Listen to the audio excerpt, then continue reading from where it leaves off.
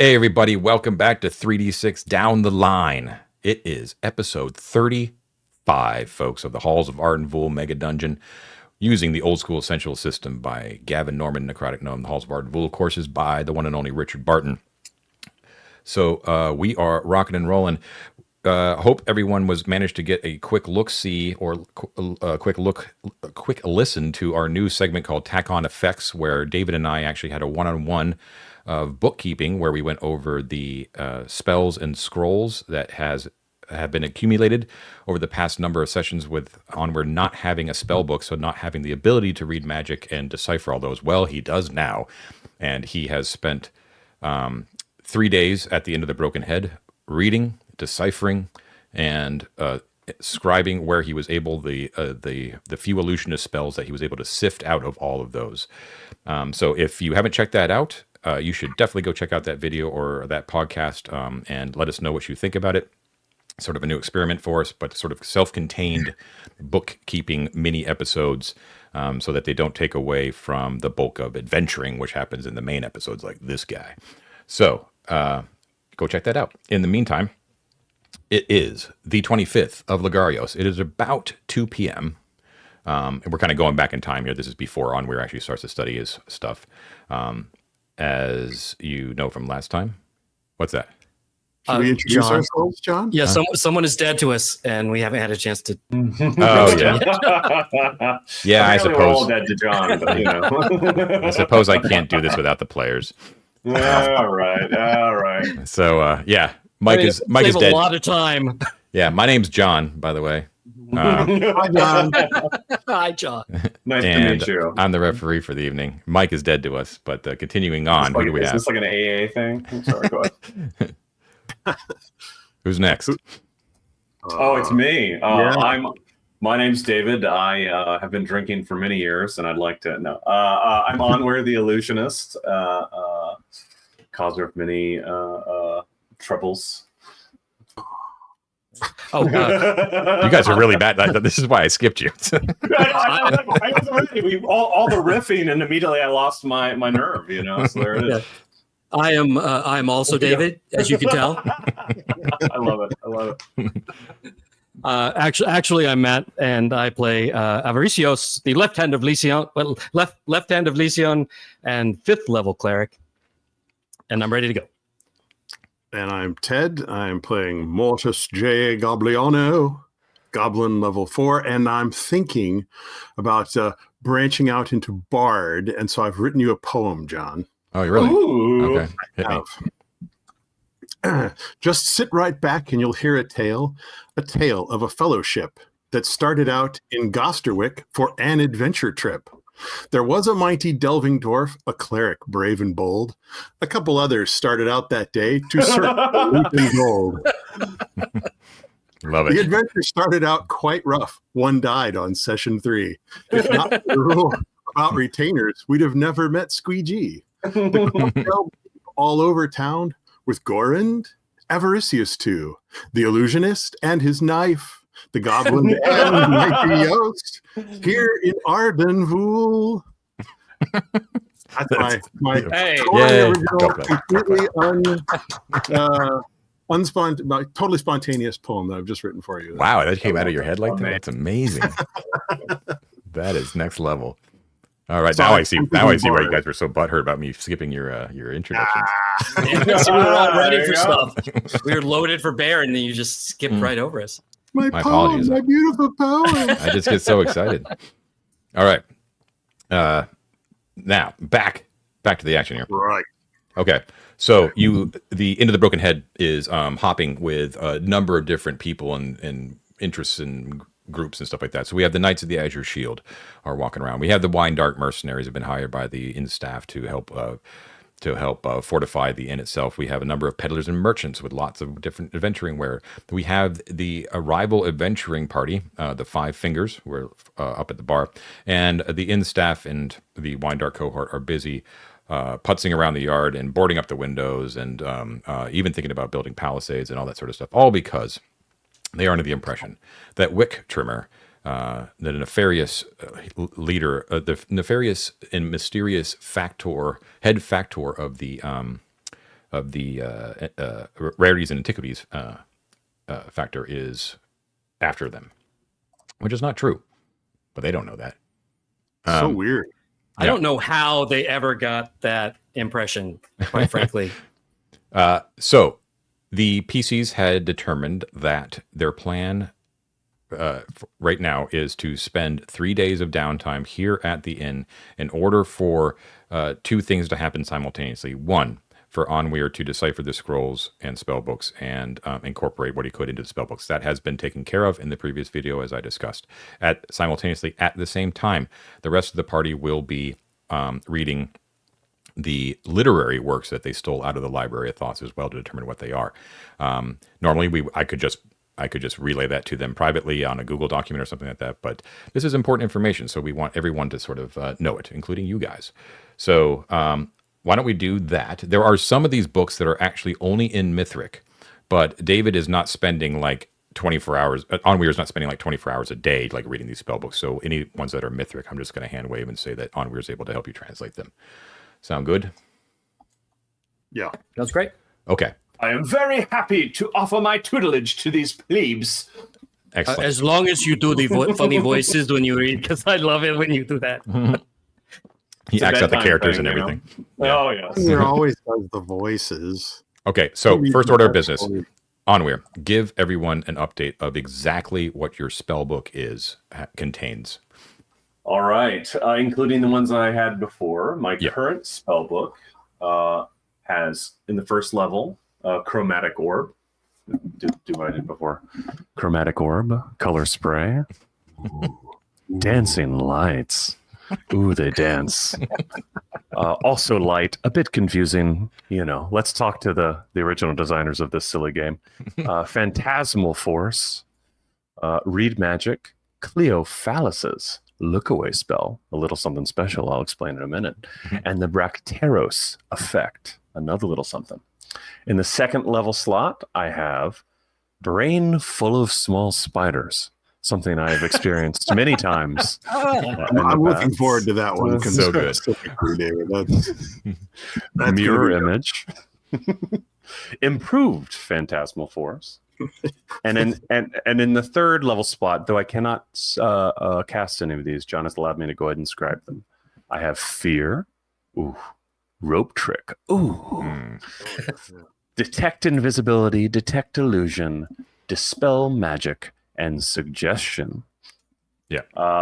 Do you want me to read the unique spells, John, or do you want to do that? Or let's save them until like you memorize them and or bring them to bear.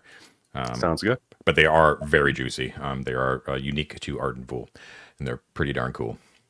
So so David is 4th level. So when he attains his next level, he will have access to those 3rd level spells. I house rule the ability for as long as it's in a class, the spells are in a class that you can possibly know that you can scribe them into your spell book. You just cannot cast them until you reach that level of power.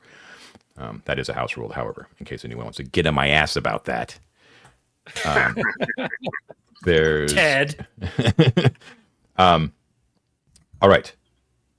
You got the I'm just spells. curious whether there's an improved Brain Full of Spiders, or whether it would be Brain Full of Improved Spiders, or greater improved brain spiders. I mean, there's really, the possibilities are endless on that. Well, David, tell them what's up.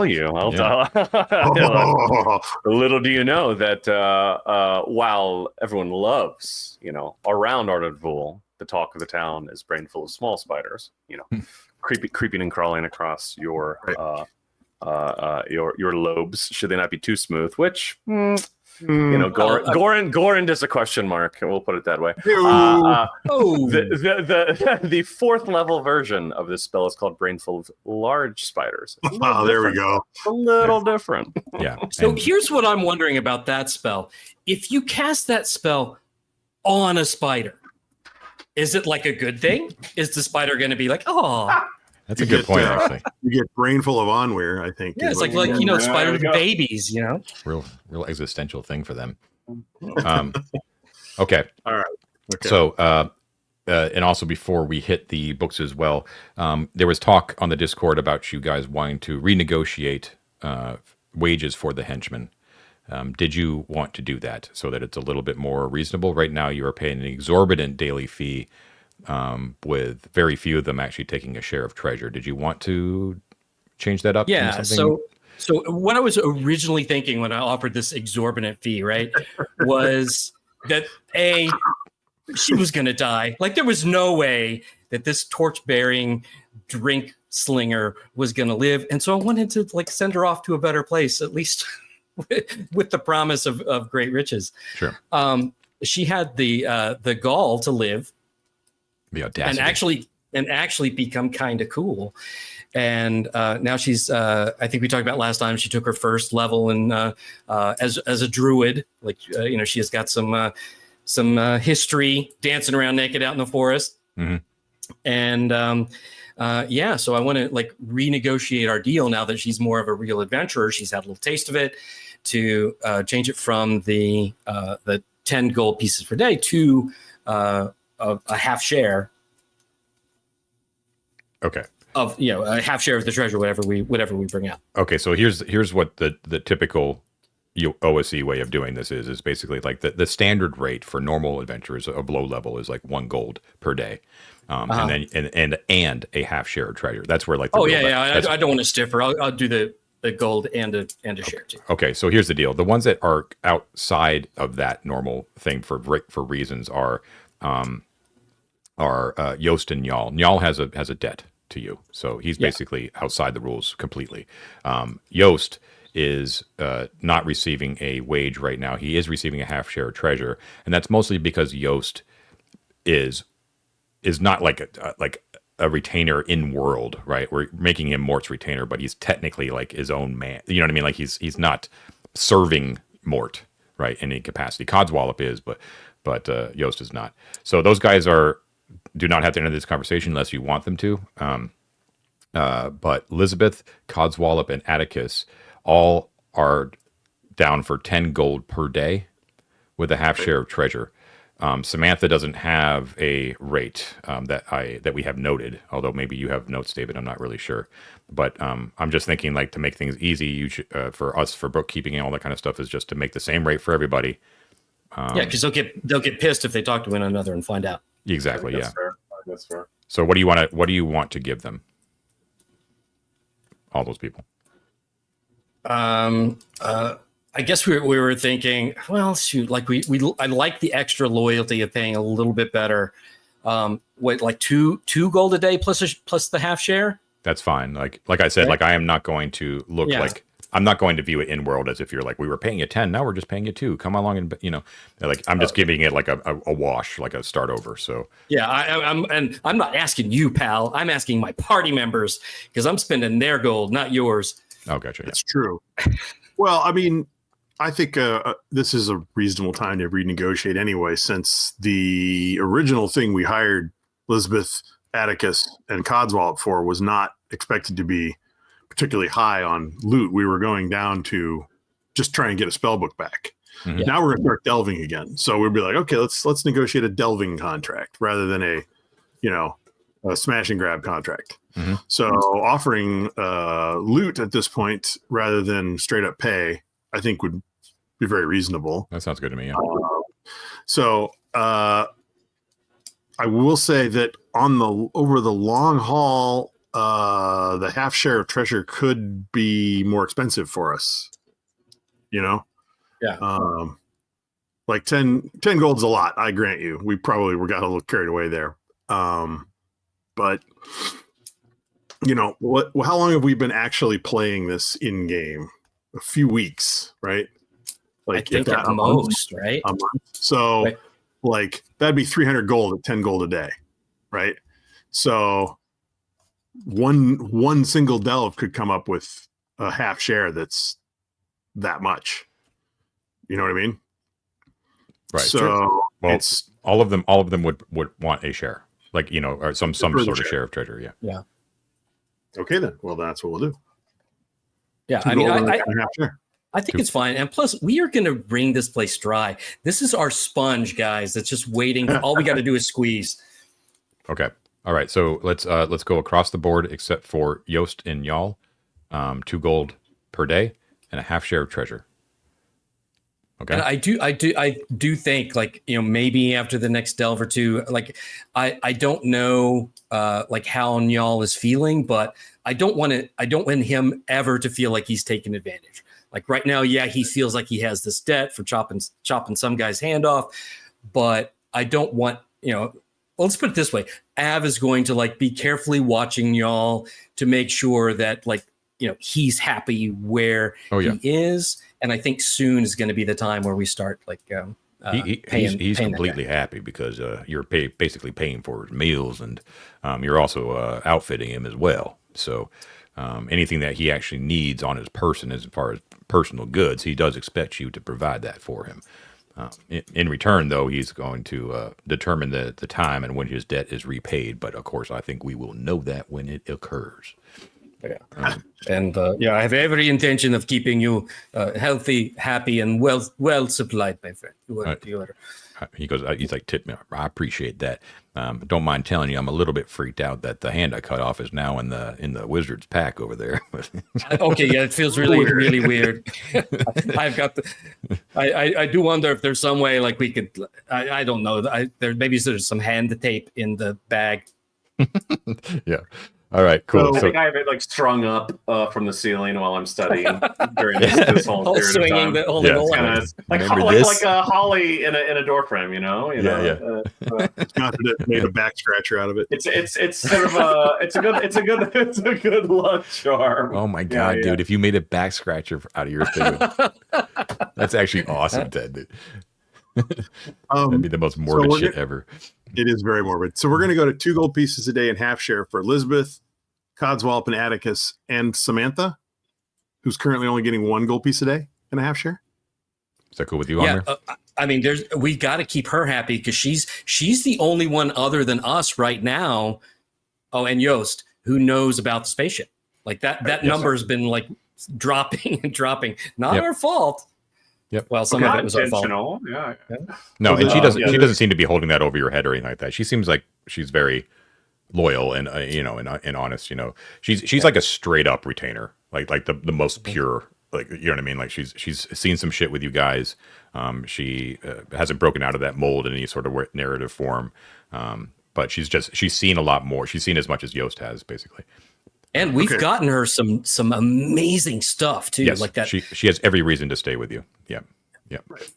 She is completely reliant on her loyalty score to Onweir. That's what her loyalty is based on. Is the mechanic, basically.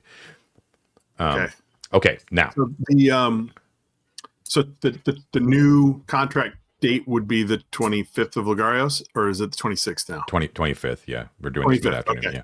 Yeah. Okay. That works. So they are paid out up till now. Gotcha. And for those who always wonder about our process or something like that, we have Ted has made just a Google sheet. It's a treasure tracker. And one of the tabs, one of the sheets that he has, along with all the other stuff that we track, is the terms and conditions of the henchman. And it's just no one reads it. No one ever reads the terms I and read conditions.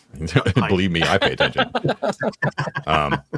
But yeah, if you want to know how to do that, it's just a simple little Google sheet. Okay. So now to the books, shall we?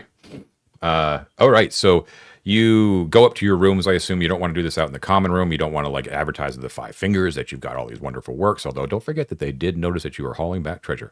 To be fair, John, we had one sack and the one like shrouded disco ball under a thing. So it wasn't but Onweir like Onweir was doing this with the sack. Yeah. Right. And you guys were like hauling this big ass thing. My point is that they understand that something valuable was brought back. They don't know what it is, but anyways, you secret yourself up in your rooms, and you pull out the books and you begin to read. I will let you guys determine which order you want to go, unless you just want me to go down the list I have. It's up to you. If there's something that interests you immediately.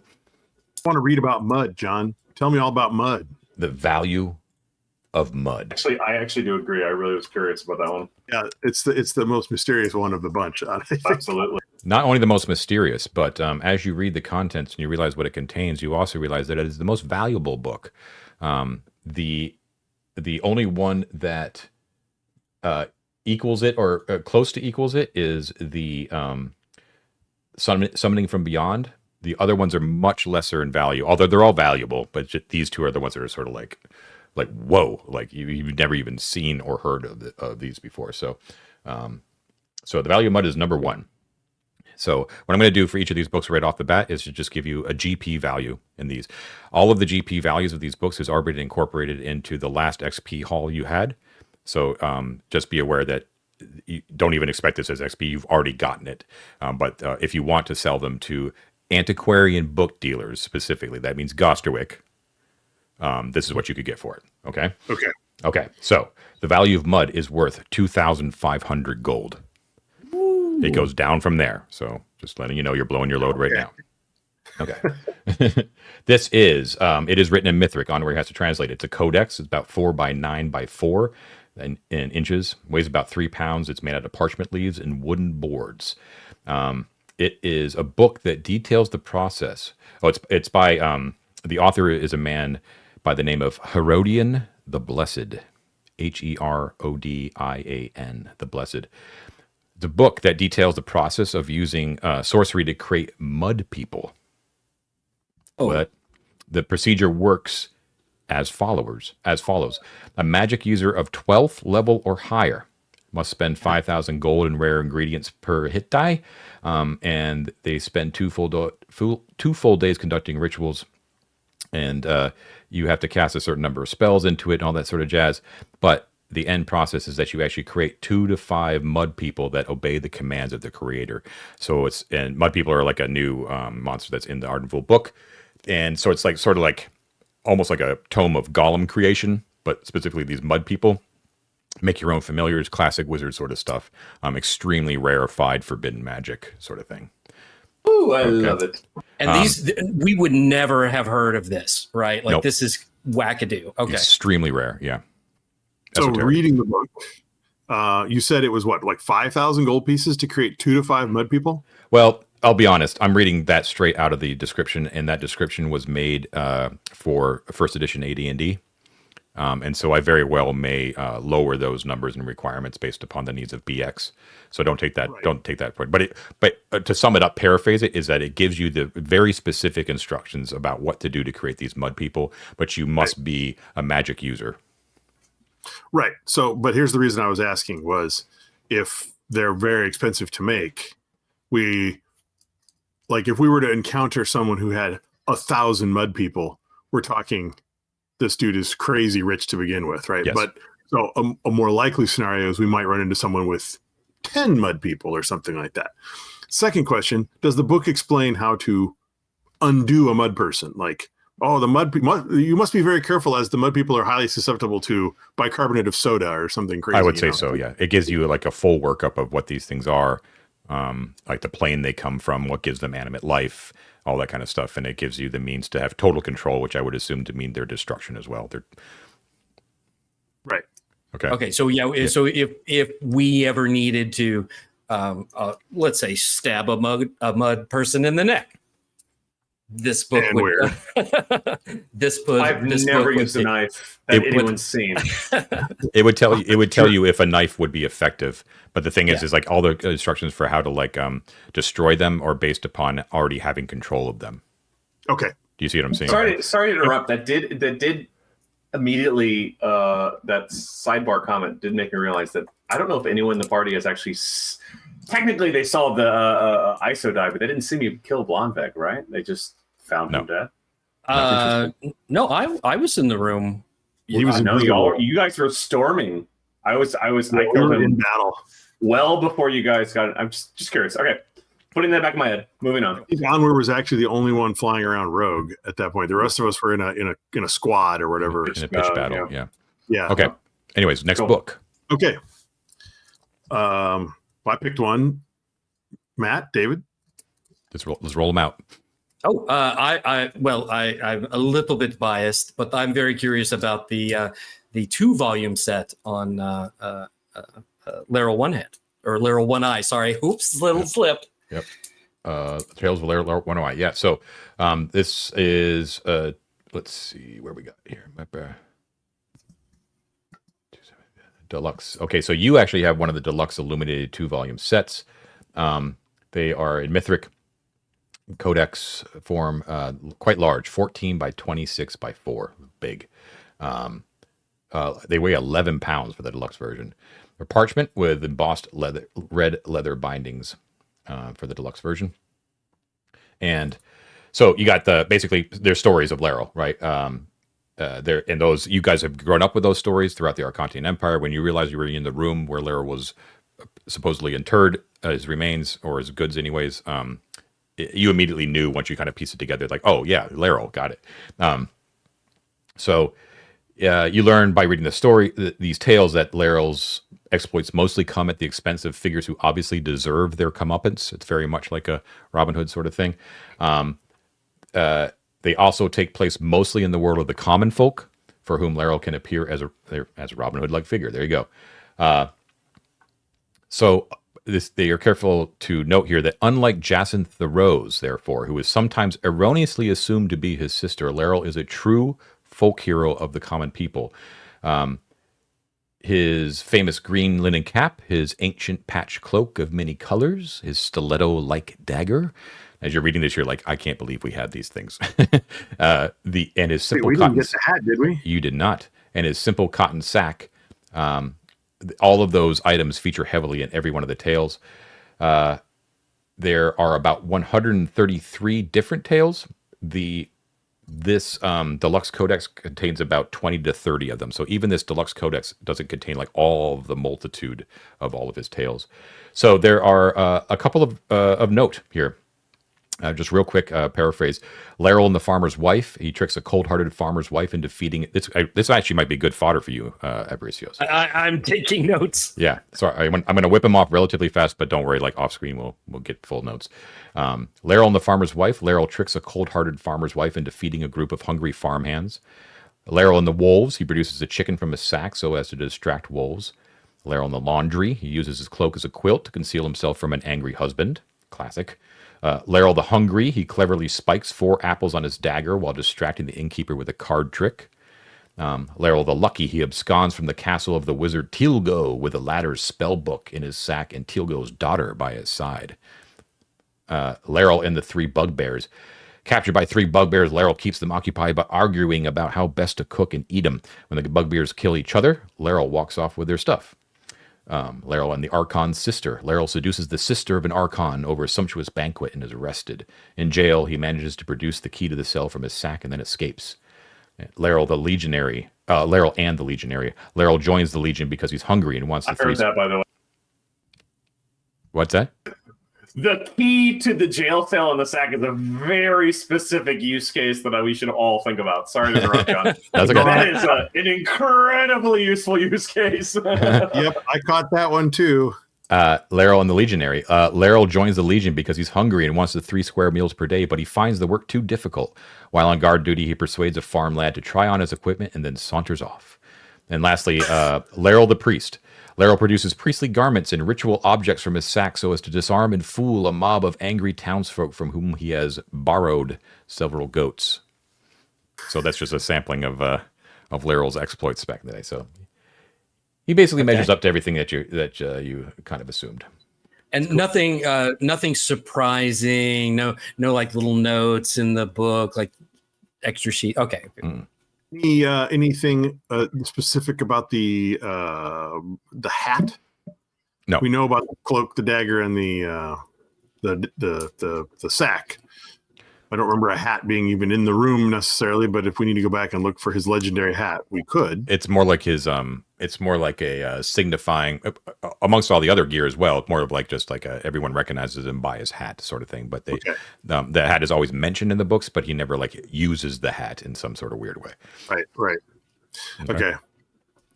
How much was that one worth, John? Oh, sorry. That is worth 150. That's for the 2-volume set. Amazing. It's a bargain. I'm next, or sure. Yeah, what do you want? Book. I mean, I got to look up sorcerous properties of gems, right? Oh, of course.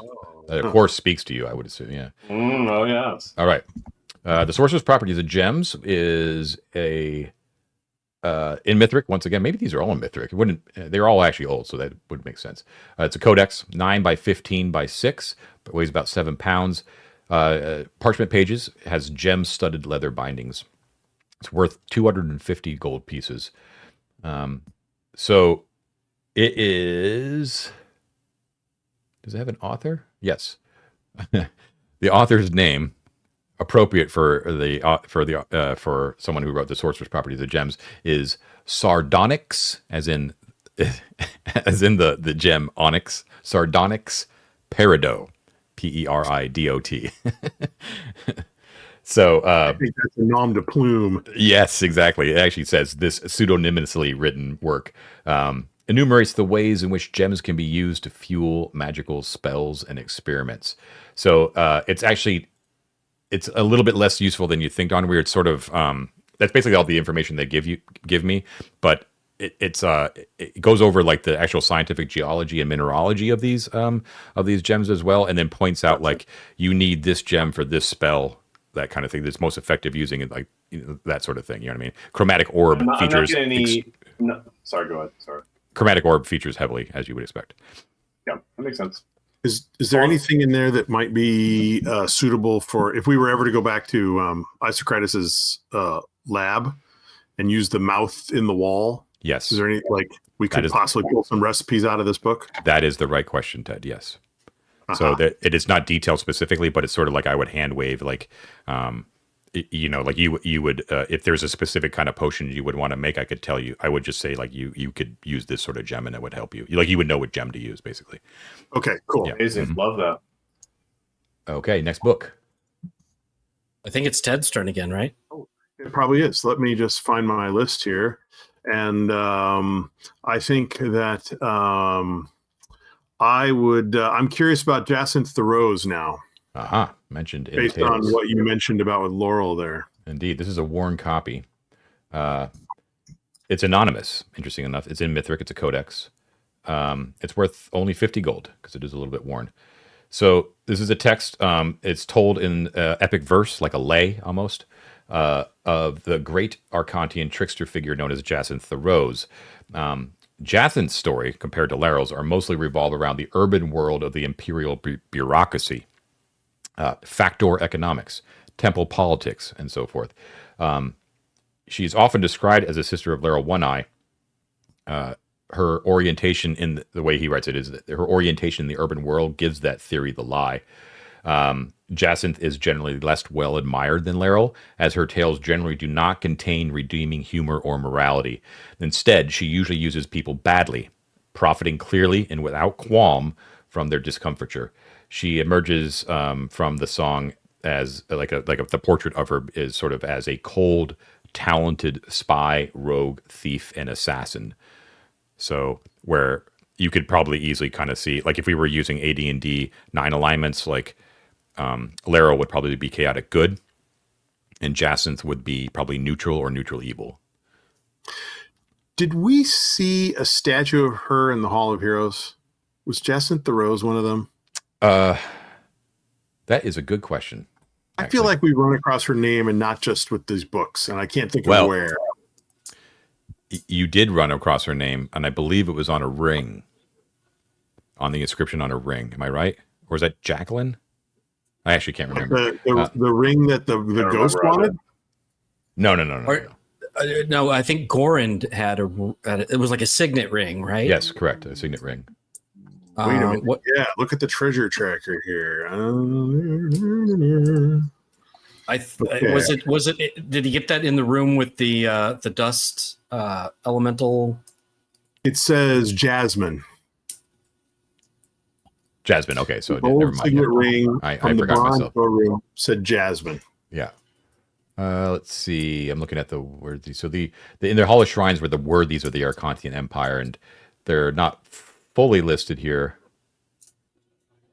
Okay, no. So the one in the Hall of Shrines and that in those double rows of pillars were actually the worthies of the Arcantian Empire were true historical figures, like famous archons, generals, things like that. You know what I mean? Right, politicians. right. Yeah. Not so much like legendary figures. Okay. Yeah, gotcha. Okay. So that's Jacinth. She's often, like, once again, she's she's just commonly known amongst the folk of the Empire as Leryl's sister, only because they kind of share like similarities in their thievery and stuff like that. But they are not. They're very different people. Does the book describe any cool magic gear that she uses, or is she just mean to people? And not to me. Not in what I've got written here. Okay. Is there anything as we're flipping through it that sort of, like catches our eye and that it's relevant to Arden Vul in some respect? Or is it just the timing of her adventures coincides with the creation of Arden Vul? Not even that. It's impossible to kind of tell. Like she's sort of out of time and place sort of thing. And two, like I'm not trying to hide anything from you guys here. Like all relevant info I'm giving you. You know what I mean? Like if I don't have something that I tell you, like it's not in there. You know what I mean? Like I don't know. Okay. You know? Fair enough. Yeah.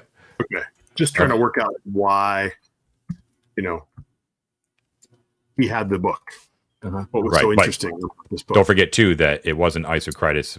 He had a few of his own books there, but by far it's stuff that was already there. Right. Yeah, this was just like a blending library. Yeah, it's a Thothian library from way back in the day. So it's sort of like, why did the Thothian priests have that? Right. And that's the question. Right. Yeah. Okay. Who's next? All right, so I know the next one I want to hear about. Okay. I'm interested in the lies of the noble founders. Right. Arden and Vul. I want to know what they're. What? Wait, it's lives. Oh, I thought it was lies. No. I'm so interested. No. Oh, I thought that was going to be the best book we had. As it was like an expose. Okay. No, exactly. That's why I was like, the real truth. Click here. Okay, so when he the gave top us 10 lies of Arden and Vul. So this is the lives of the noble founders Arden and Vul. It's still cool. Yeah. So this is let's see here. It's a codex, brown leather binding, weighs about 6 pounds, and it is worth 45 gold. So this is a little bit of like a puff piece about the companions Arden and Vul, and their selfless devotion to the Empire. It's like very much like not historically accurate. It's just sort of like common folklore about the two of them. It does present the 12 labors of Arden, but only briefly goes through them. You actually have a book that actually is the 12 labors of Arden. So this kind of gives like a very brief overview of each labor, but I'll save the 12 labors until we actually get to that book. As well as what's known as the 4 summonings of Vul, which are sort of like Vul's labors as well. It's sort of like there was 4 instances where he cast like crazy magics to get out of trouble and stuff like that. And this is a fantastic Gygaxian, we'll call it a Bartonian word as well. The tales are in adumbrated form. Have you ever heard of that word before? Never. Adumbrated. ADUMBRATED. It means it bears a faint image or resemblance to an outline or sketch. Adumbrated or adumbrated. I think it's adumbrated. Meaning that the lettering is written down to form a picture? No. It's just the tales are in it's a brief outline. Like it's not a full detailed. Oh. Yeah. Oh, okay. Yeah. Not a sketch. Okay. Yeah. So, however, you do find some interesting information out of this one about the city of Arden Vul itself. There are 2 poems in this book, one associated with each hero, and they are but the poems themselves are actually the same words, but each one is associated with a different hero, and it's kind of weird to you. Like it's like in a different section of the book. It's sort of like here are the word. This is the poem associated with Arden, and reading the book is like here's a poem associated with Vul, and you realize when you're reading it, it's the same thing, and it comes across as almost an incantation. And the incantation is this exactly, quote, "Sing paeans to their mighty visages upon bridges o'er swift waters." Oh, that's how we got the Arden Vader to work. Oh, interesting. All right, I mean, that's a good hint. Wait a minute. And there's a bridge. There's several bridges. There's got to be like a Luke Skywalker extendo bridge over the chasm somewhere. that we could get Arden or Vul to open for us, or like there's a river down at the bottom level that we could cross, like parting like Moses or something. All right, we're going to say this at every bridge, at every crossing. That's right. It is true. Never know, it is man. true. That's fun. That's very fun. Okay, next book. Oh goodness. Let me think. I think next up, I would love to read about the care and keeping of baboons. I wonder why. So this one may have been one that was brought in. Well, actually, may not actually, because baboons were actually holy to the Thothian priests. Now that I think about it, so I take that back. Okay, on the care and keeping of baboons. This is in Mithric, so it is part of the old Thothian library codex. 5 pounds. It's made out of baboon hide. The binding. So that's your first how you lesson. care for them, right? Yeah, exactly. Care for them well. You can bind all your books in them. It's worth 50 gold. Into books. Yep. Offers a full biological description of baboons of all types, including the large ones that are native to Arden Vul. It also offers advice on breeding them, along with cautions about trying to pen and control them. As you guys are readers, you gain full knowledge of their combat abilities.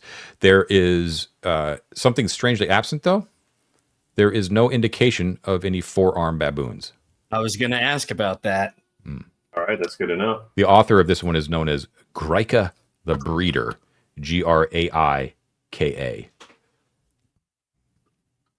I dated her for a while, I think, in college. It's hot. It's hot. It's so hot. So no 4-armed references. Okay. I Okay. gotta pick a book. I'll just give you real quick. It's not too exciting, but let's see. All right. So baboons, they can move at 120 feet.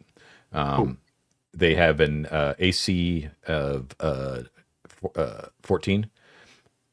They have 3 hit dice each. They have 3 attacks that do claw, bite, which do 1 to 4, 1 to 4, 1 to 6. And they have a swarm ability, basically, where it's like a pack attack sort of thing. So should 2 or more attack one individual, each baboon in that pack receives a +1 to hit and +1 to damage for each one of their attacks. Okay, pretty simple. Danger, Will Robinson. Indeed. All right, what's next? Great. Let's see. Shall we do Thoth in all his forms? Oh, this is a good one.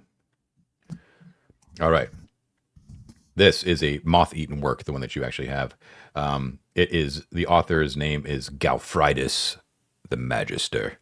Gaufridus. That guy sounds badass. It's a codex, weighs about 9 pounds. Also made with baboon hide bindings, interestingly enough. This one's worth a little bit more. It's worth 350 gold.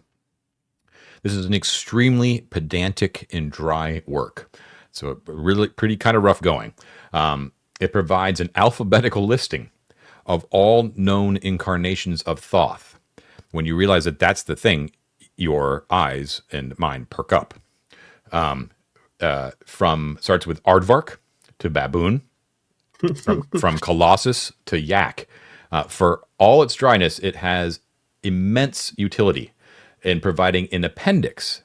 It takes you a long time to get there, but you stick it through. And when you hit the appendix, it lists 4 of the 7 secret names of Thoth. Those 4 names are the first 4 of the known secret names, and they are the following: the Font of Magic, the Giver of Words, Thrice-born Linguist, and the Light of Comprehension. We've run across that one before, right? That Light of Comprehension? That I cannot tell you. Like we've run across that one. Those are good names. Indeed. I didn't get any of those in college. Mm. So there are 3 more. Does it mention that there are 7, but they're only giving you 4? Yes, That seems weird. that's correct. Yeah. Yeah. And does They don't often tell everyone about their secret names. So I mean, is it implied in the book like we don't even know what the other 3 are, but we know that there are some? Or No, it's definitely heavily implied that that whoever wrote this book knows them, but that they deliberately kept them. They don't want all 7 of the secret names to be in one place. okay. do they say why you would Nope. use 7 names? No. Okay. No. Like it's very, very dry. It doesn't even like say like, ooh, it might, if you want to know the other 3, too bad, so sad. It's just, it's sort of like there are 7 names. Here are the first 4. End of book. Yeah. You keep turning the page. Yeah. And in the list of incarnations, were there any like, oh, I didn't know that kind of thing? Because we've seen a lot of different Thothian depictions and the frescoes and the carvings. Yeah, and so there probably on. are. There's like there's so many, right? Like any excuse to make something that's in the real world holy and associated with their priesthood, of course, would be. So there's like unending. But I've been even in the past, like anytime you come across an animal that I think that I've always been clear, like this is a holy symbol of the Thoth, So I'll just let you know. You know what I mean? Okay. I have a question. Does it mention like one of the things that keeps popping up kind of over and over and over is eyes, right? Mm-hmm. Like statues have their eyes missing, or we're warned against taking the eyes. The baboon thing, sometimes their eyes are the secret door opener. Mm-hmm. The ibis guy was, my friend Ibby was missing his eyes. Mm-hmm. Does it talk about eyes or eye symbology at all in there? It talks a lot about eyes and breath as 2 things, 2 parts of his body that are very, very holy. With typical religious overtones, like eyes are the windows of the soul. They are, all knowledge and stuff like that stems from that, and blah blah blah.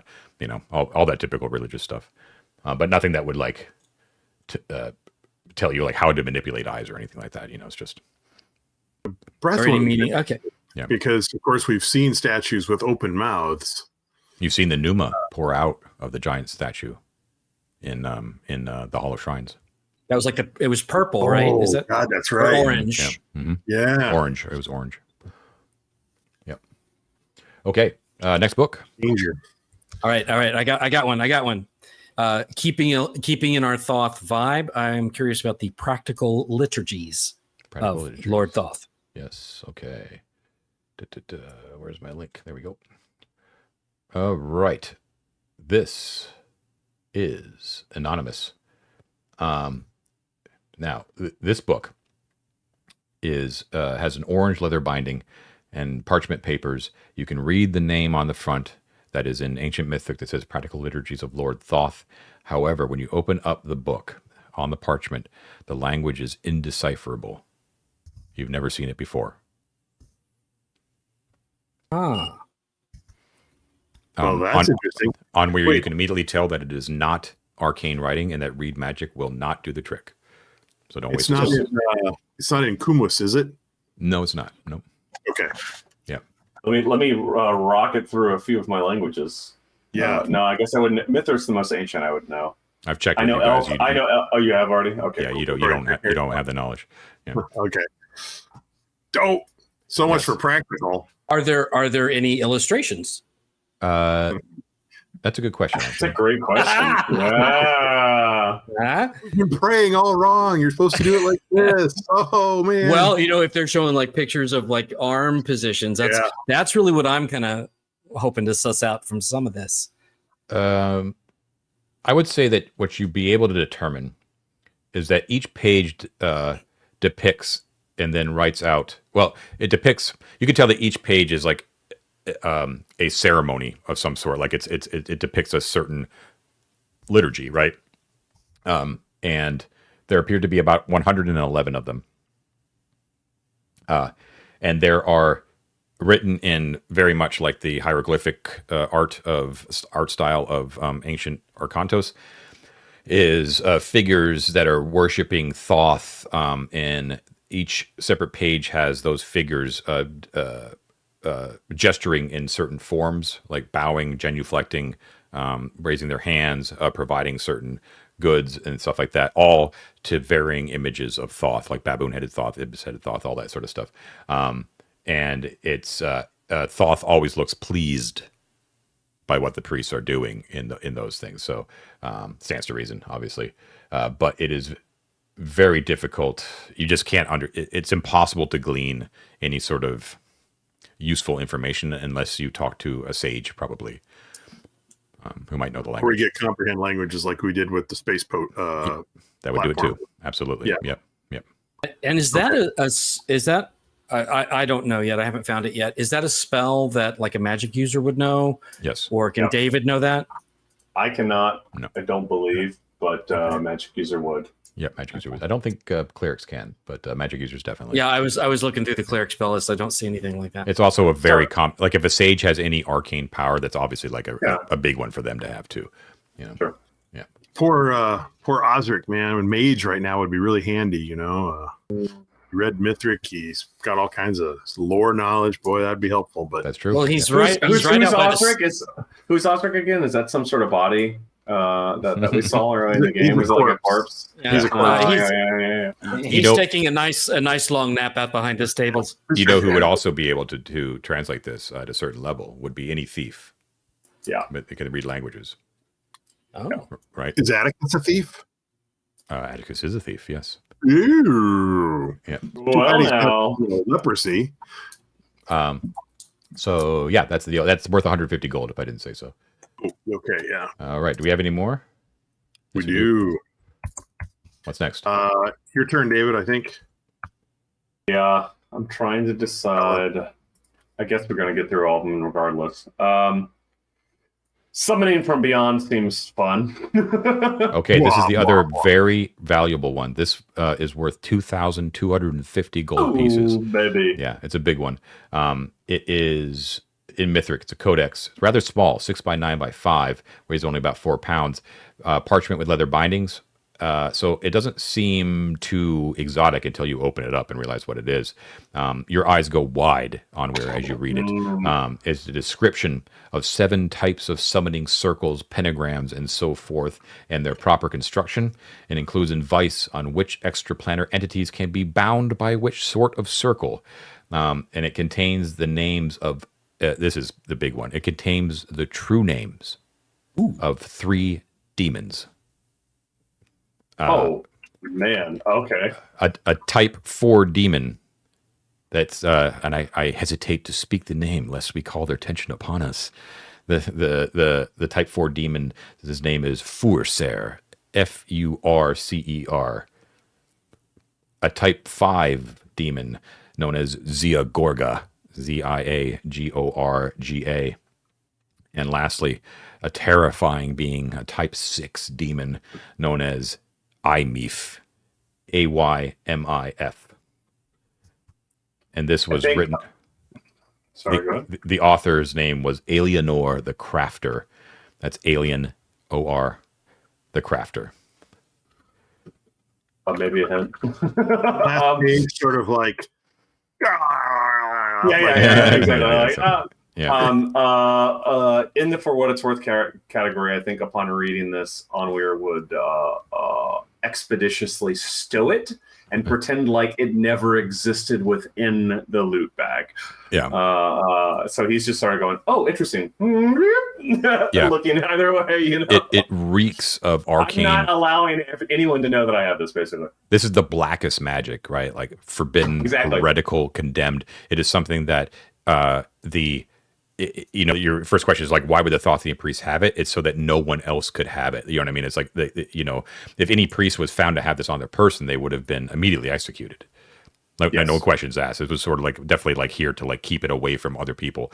And which is reason enough, I think, for him to not want to share it with all of his. No doubt. His peers who are much kinder than them. And I want to emphasize too that it's very much like the Holy Grail from Indiana Jones, where it's like the Cup of the Carpenter sort of thing, like where it's like very plain looking and rather small. It's the most nondescript of all the books that you have. You know what I mean? It was just some sort of preternatural sense. You're like that you grabbed it quickly when you were trying to escape. Just like I have a feeling this is probably something, and you put it in your bag. But it is by far the most powerful, source of something. Yeah, Matt. Sorry. I would just like to immediately execute David.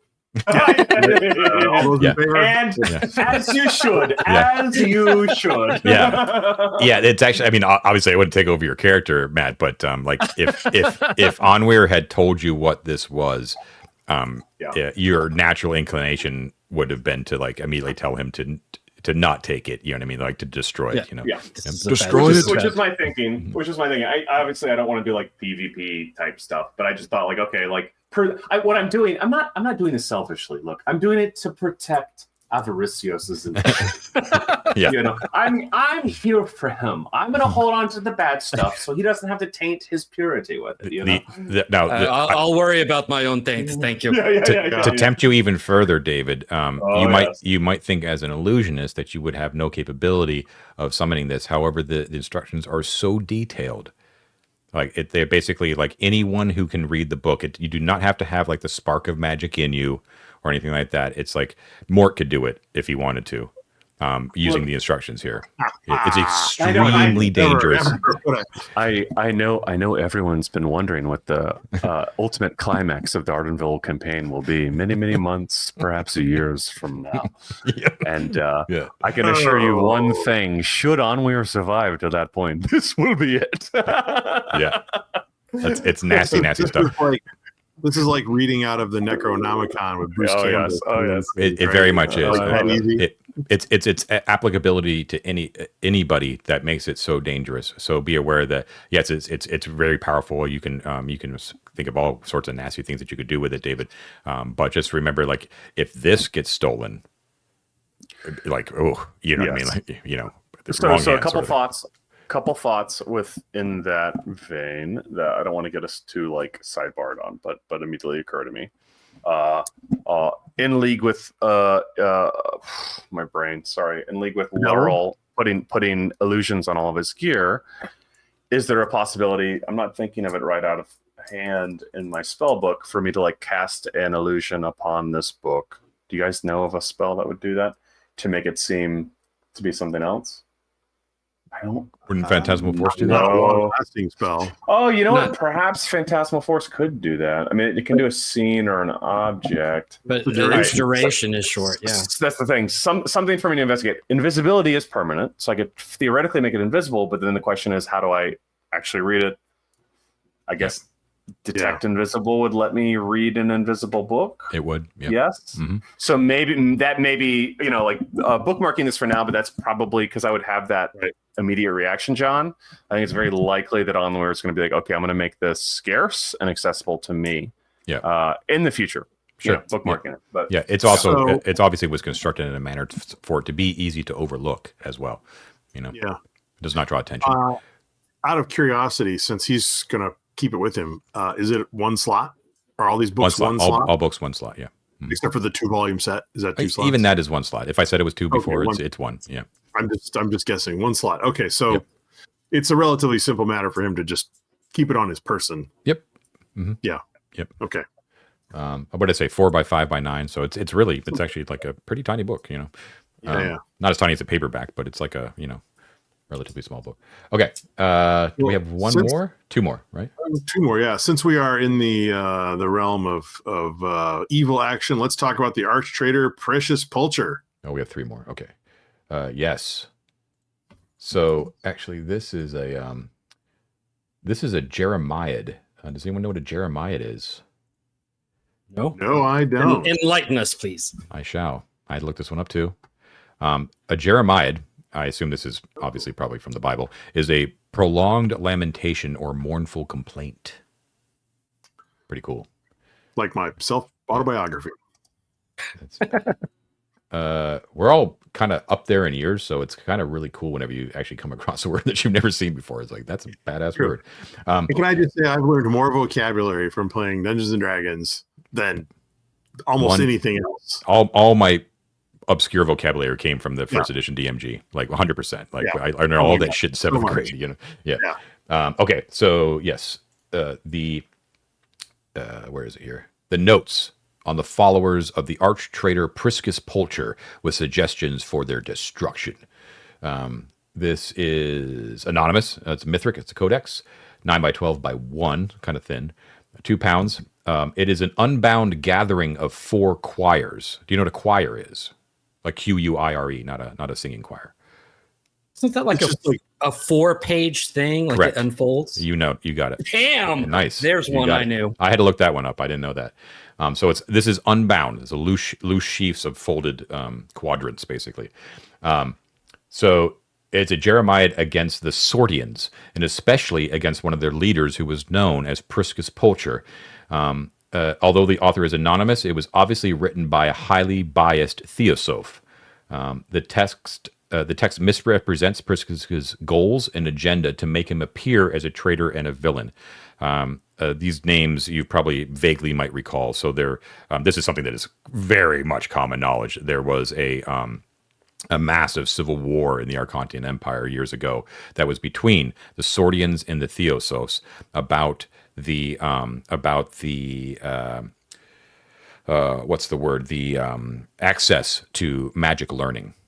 The Theosophs were the conservative element. They were aligned with the temples, and the temples were the temples of the old 12 gods, especially Thoth, were had a monopoly on all magical learning. Like you had to enter the temples to be learned, and that often required money or high status and all that kind of stuff. And they wanted to keep it that way because they thought magic was too dangerous to be given out to the common folk. The Sordians, however, were a philosophical sect of breakaway magic users and common folk who actually wanted it to be an egalitarian thing where it was but purely meritocratic. Is that a word? So that as long as you showed aptitude and were able to rise through the ranks within the schools, you could learn magic.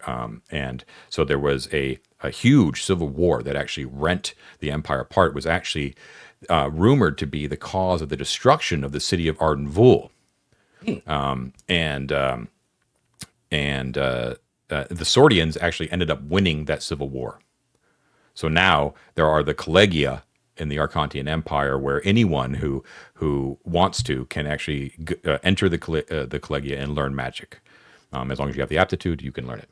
So Priscus Pulcher was a very like a firebrand sort of figure in the Sordians, and this was written by an obvious theosoph, and basically. Just like libel and slander against him, and so that's the deal there. Okay, that's interesting. Mm-hmm.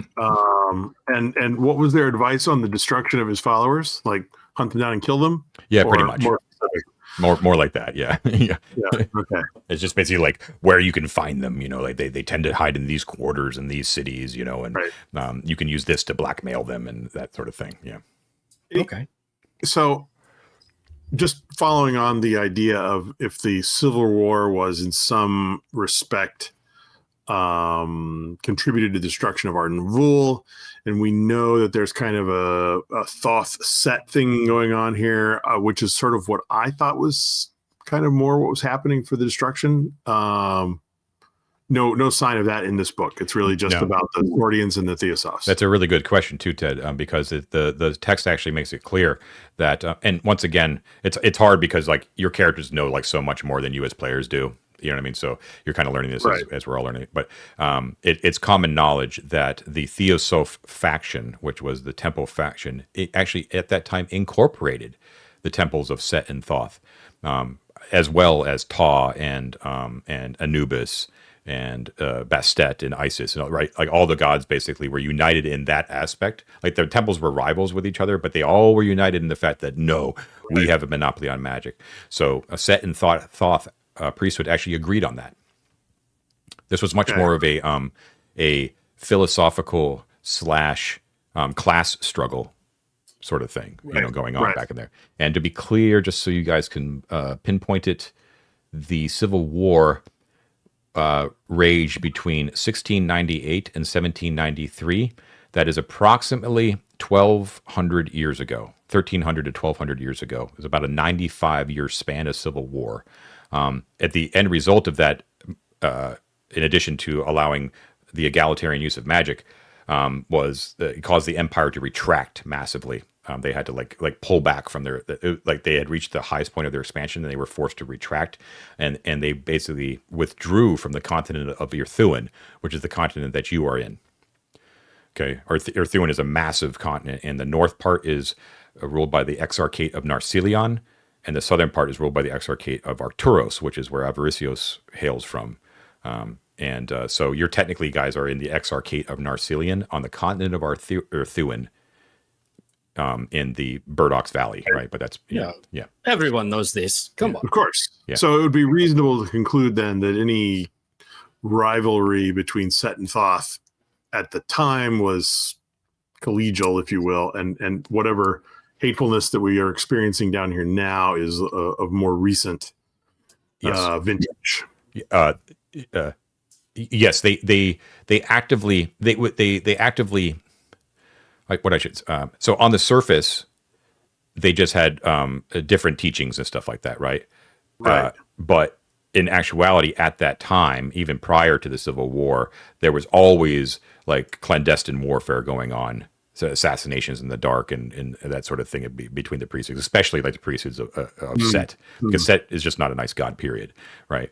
But it was only after the Civil War and the slow gravitation towards the new gods that the Temple of Set was actually proscribed. The other Egyptian gods were generally forgotten about, and so their priesthoods lapsed. But Set was sort of like, you are not allowed to worship them anymore because they're bad people, that sort of thing. Make sense? Yes. Okay, cool.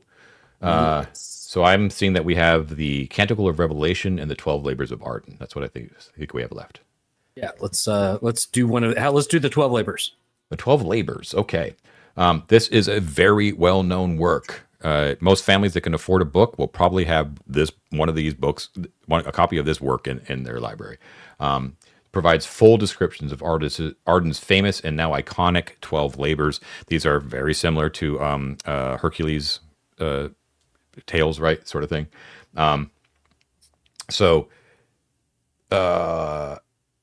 I think this is a really detailed entry, and there's 12 of them.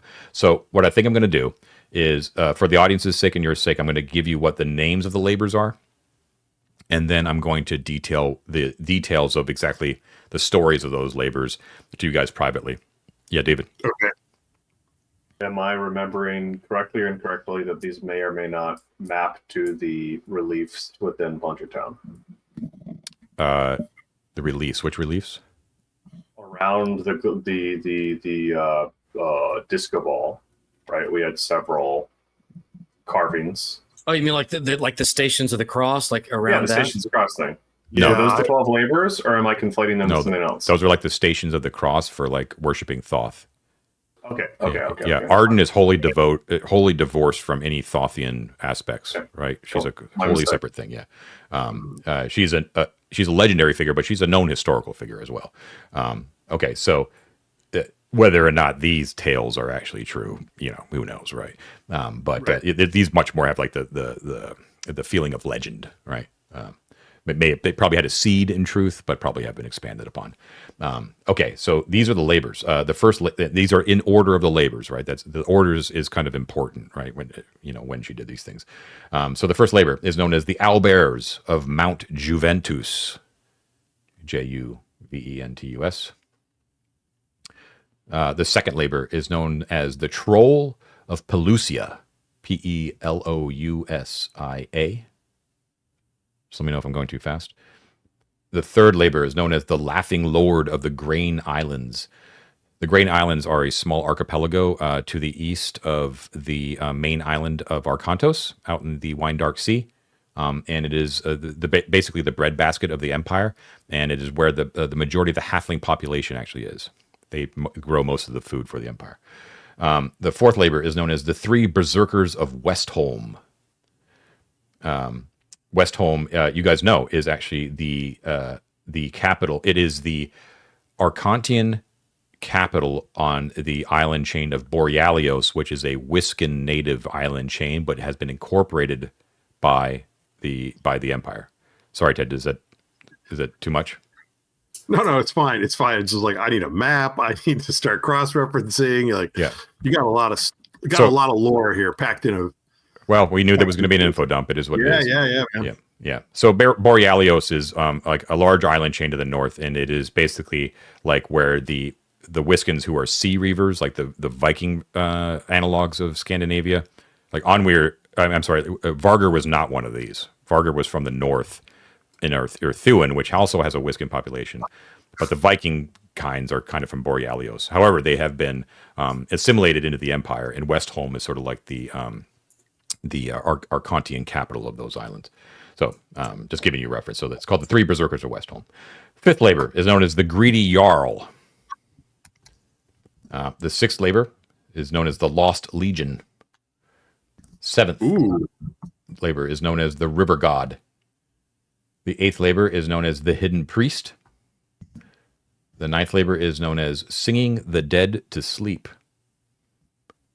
The 10th labor is the Fallen Mage. And the 11th labor is known as the Dragon's Egg. The 12th labor is unknown. At the height of her fame, Arden disappeared along with her partner Vul. Imperial legend has it that she sleeps across the centuries in preparation for her 12th and final labor. When the Empire needs them both, Arden and Vul will awaken to complete their final task. As a result, there is no fixed interpretation of the 12th labor, with most accounts simply leaving it empty. Ooh. Yes, Ted? Are there any noteworthy discrepancies in these entries and the one we read earlier in the Noble Lives? Noble Lives, yeah. Not discrepancies. The Noble Lives, once again, is much more of like a puff piece. So Sure. it's almost as if that one was sort of written for children, right? Right. I was going to say, it sounded like one of those golden books. Yes, Yeah. exactly. Mark reads Yeah. that one. This one is much more in the style of like a grand epic sort of thing. You know, Okay. it's not written in verse. It's told, but they're told as like stories, and they're told in a manner that are sort of. It's meant for the reader to be able to relate them orally to an audience, in the grand tradition of like Homeric sort of tales. You know what I mean? Right. Or Beowulf for that kind of thing. Or Beowulf. Yes, exactly, like Beowulf. Yeah. Yeah. Yeah. Hark.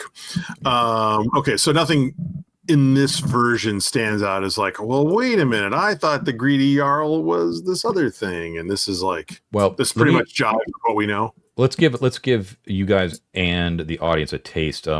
So just so everyone out there, the listeners and the watchers are aware, I'm just leery about posting the exact stories of these things just for copyright reasons, right? It's a lot of information that is very dense, and I just worry about sort of putting those down permanently on the web. I might be able to ask Richard if it's okay, but whatever. That's the reason I'm being sort of coy about it, and also it would take a lot of time. But let me see if I can actually find one that is sort of related to the actual place where you're at.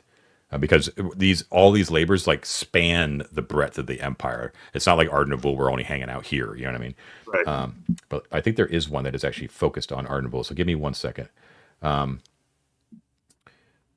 you want to pause it, John? And yeah, this is actually a good place for a pause. Yeah, let's do that. Okay. We will go to a break, and we will come right back. We have returned. I have found there are 2 labors which I'm going to detail for this final bit of the book expo dump here.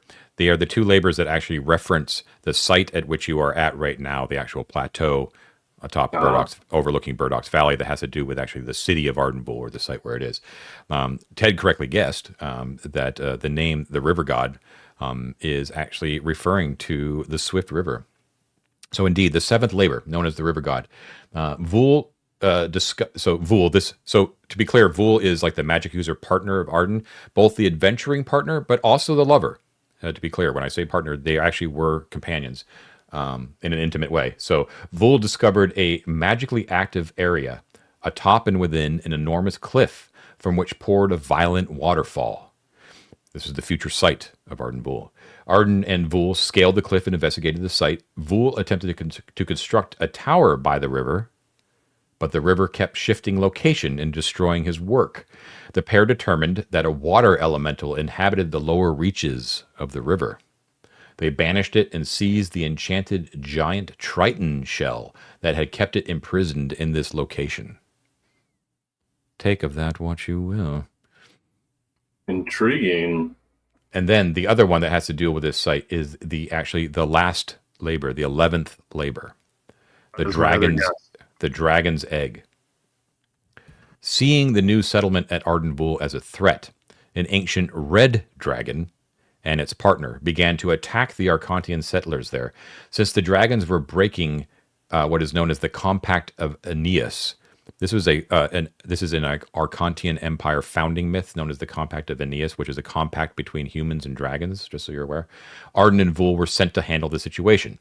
They located the dragon's lair atop a crag in the mountains west of Arden Vul, and after several skirmishes involving magic, fire, and physical combat, the pair decided to force the dragons into compliance by stealing their eggs through stealth. An invisible Arden scaled the heights and stole 3 eggs. Vul then dictated terms to the dragons. They would cease attacking Arcontian settlements, or their offspring would be slain.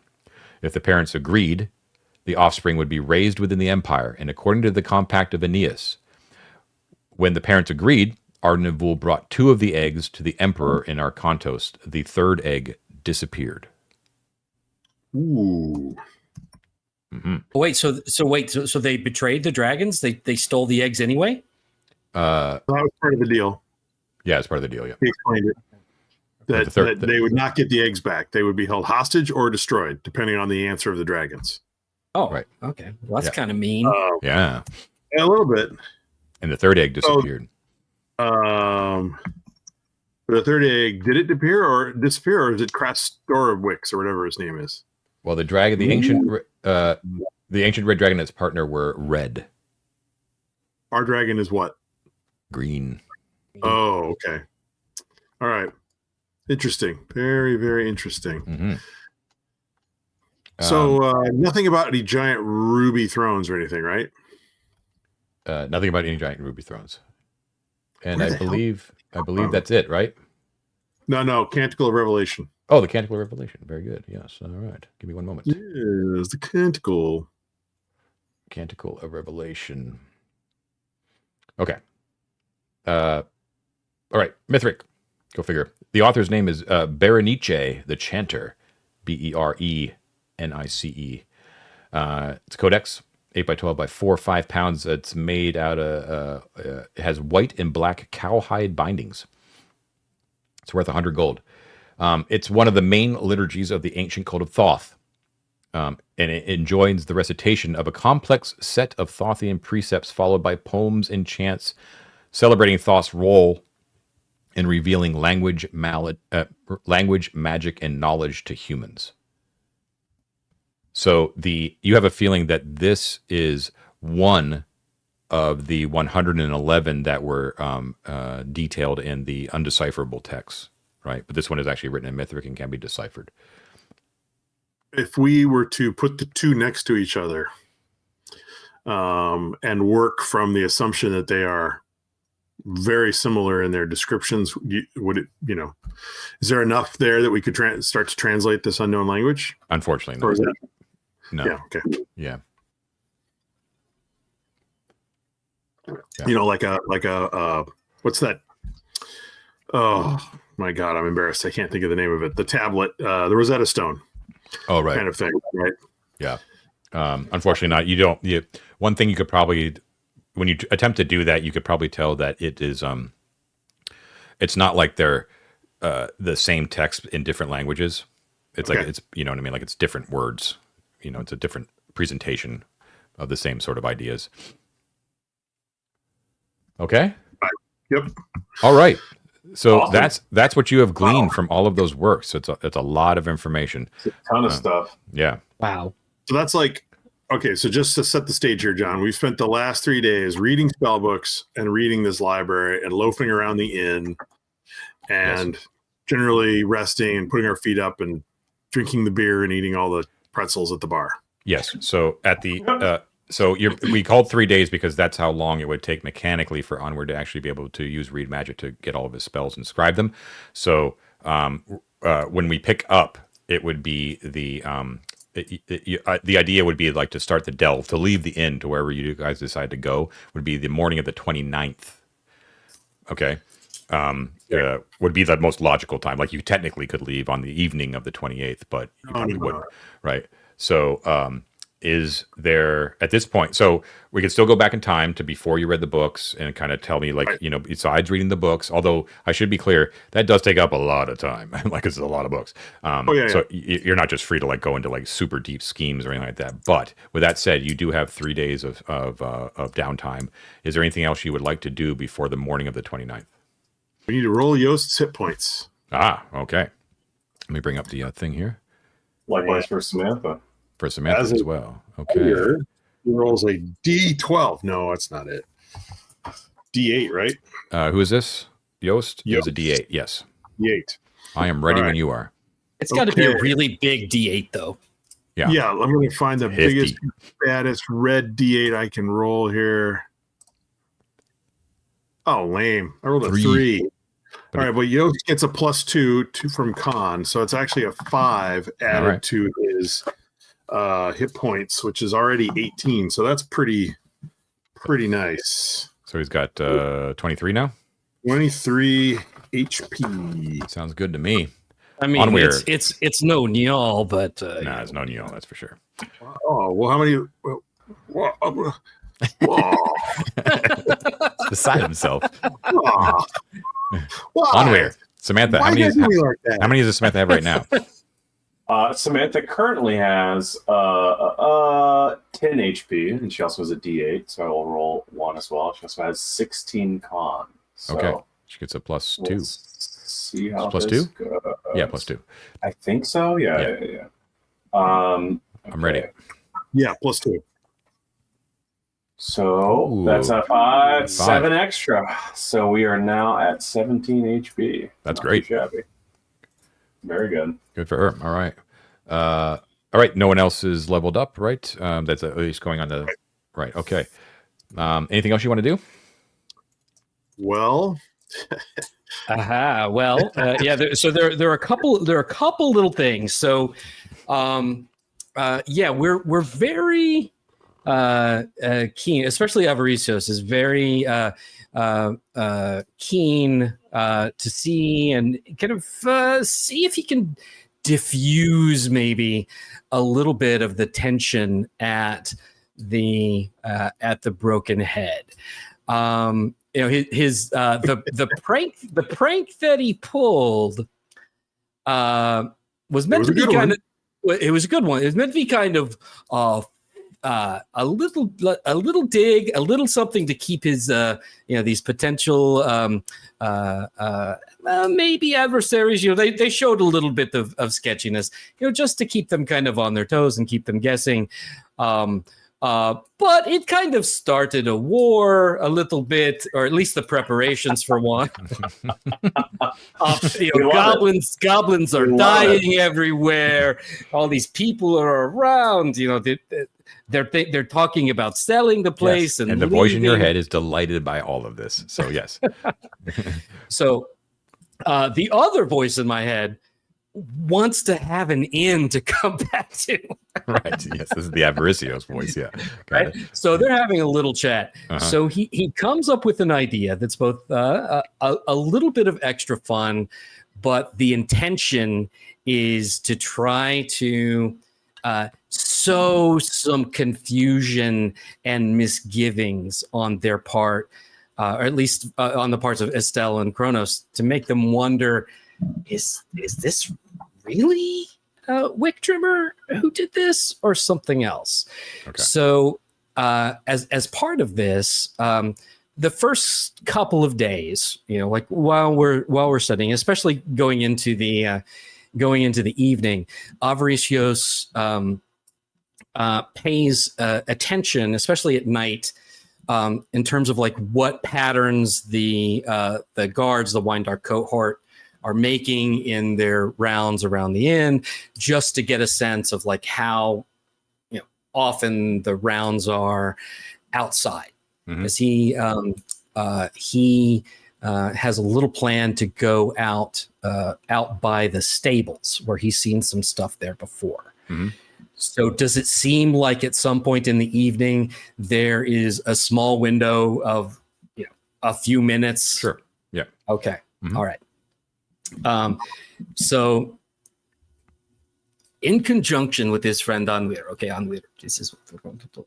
He's arranged for Onweir to create an illusion in Avaricios's bunk of the covers, like in Ferris Bueller's Day Off. Okay. Yeah. You know, the gently rising blanket with the snore. And he's going to slip out of the room. He's going to pull a mouse, this little mouse friend, out of the bag. And you're doing this invisibly, right? Not yet. I got to do this first because he's going to cast silence upon the mouse first. You can do this under the covers. Then kind of nudge, give the signal to Yost to, come on, Yost, now's the time to go blind so that Avaricios can again sneak around invisibly. Gotcha. He's like, I was going to be asleep anyway, so it's totally fine that I'm blind. It'll be like I have a sleep mask on. It'll be right. I think it will help you. It's not a big deal. It'll be kind of fun. Yeah. But you have to tell him a story first. I tell him a story every night. That's right. No big deal. Yeah. Now I have some new ones. I can tell him the Arden's labors. All right. So he invisible with the silence mouse, middle of the night, creeps down to the door of the stables. Right. Mm-hmm. Now, in the past, we've seen, and he remembers this. He remembers guys going into the stables and talking about, like a basement there. He remembers them talking about something underneath. Yeah. Right. So, but not necessarily in the stables. Just to be clear. Okay. All right. Well, the best he's got going on is this stables. So he's going to go to the door of the stables, pull out from his sack another can of red paint, another paintbrush. He paints another W, just like the other one, on the door of the barn. Okay. On the door of the stables, and this time he pulls also out of the bag. I think I can pull this out of the bag. If not, he will have written this a note. And he's going to affix it to the door, possibly with a dagger. Is he able to pull a dagger? I guess he could pull like a spike. If a dagger's too much, he'd pull out a spike out of the bag. You could pull out like a knife. A knife is fine, I think. Yeah. Like a nice steak knife, right? Whatever. Yeah. And he sticks this note to the door. Okay. And the wording on this note. Oh boy. Okay. Says, "The wind laughs," and the wind is capitalized, by the way. "Your fears are misplaced. Look not to trim candles, but beneath your own feet." Signed, The Wind. And when he signs it, the W is the same W as the one that he put on the door. That was on the barrel. Okay. All right. Yeah. Okay. So I see what you're going for. You're just trying to deflect it, right? Yeah. Raise suspicions. And with that, he'll, assuming that there's nobody around, he's going to sneak back up to the bedroom. Okay. Let the mouse go to go on its silent merry way. Right. And run off. Break the illusion, get back into bed, and okay. I love it. Lovely chuckle. That's awesome. So this is what I'm going to do. There is a non-zero chance that like you're silent and invisible, but there is a non-zero chance that like someone will see like the note being put into the door. Sure, okay? Sure. But you did take the time to actually observe the patterns of behavior of the guards and how they were moving around and doing their rounds and all that kind of stuff, which is very, very smart. So what I'm going to do is I'm going to reduce that chance to a 1 in 20, right? So a 5% chance that just someone that like randomly had to go pee or something like that and saw you, right?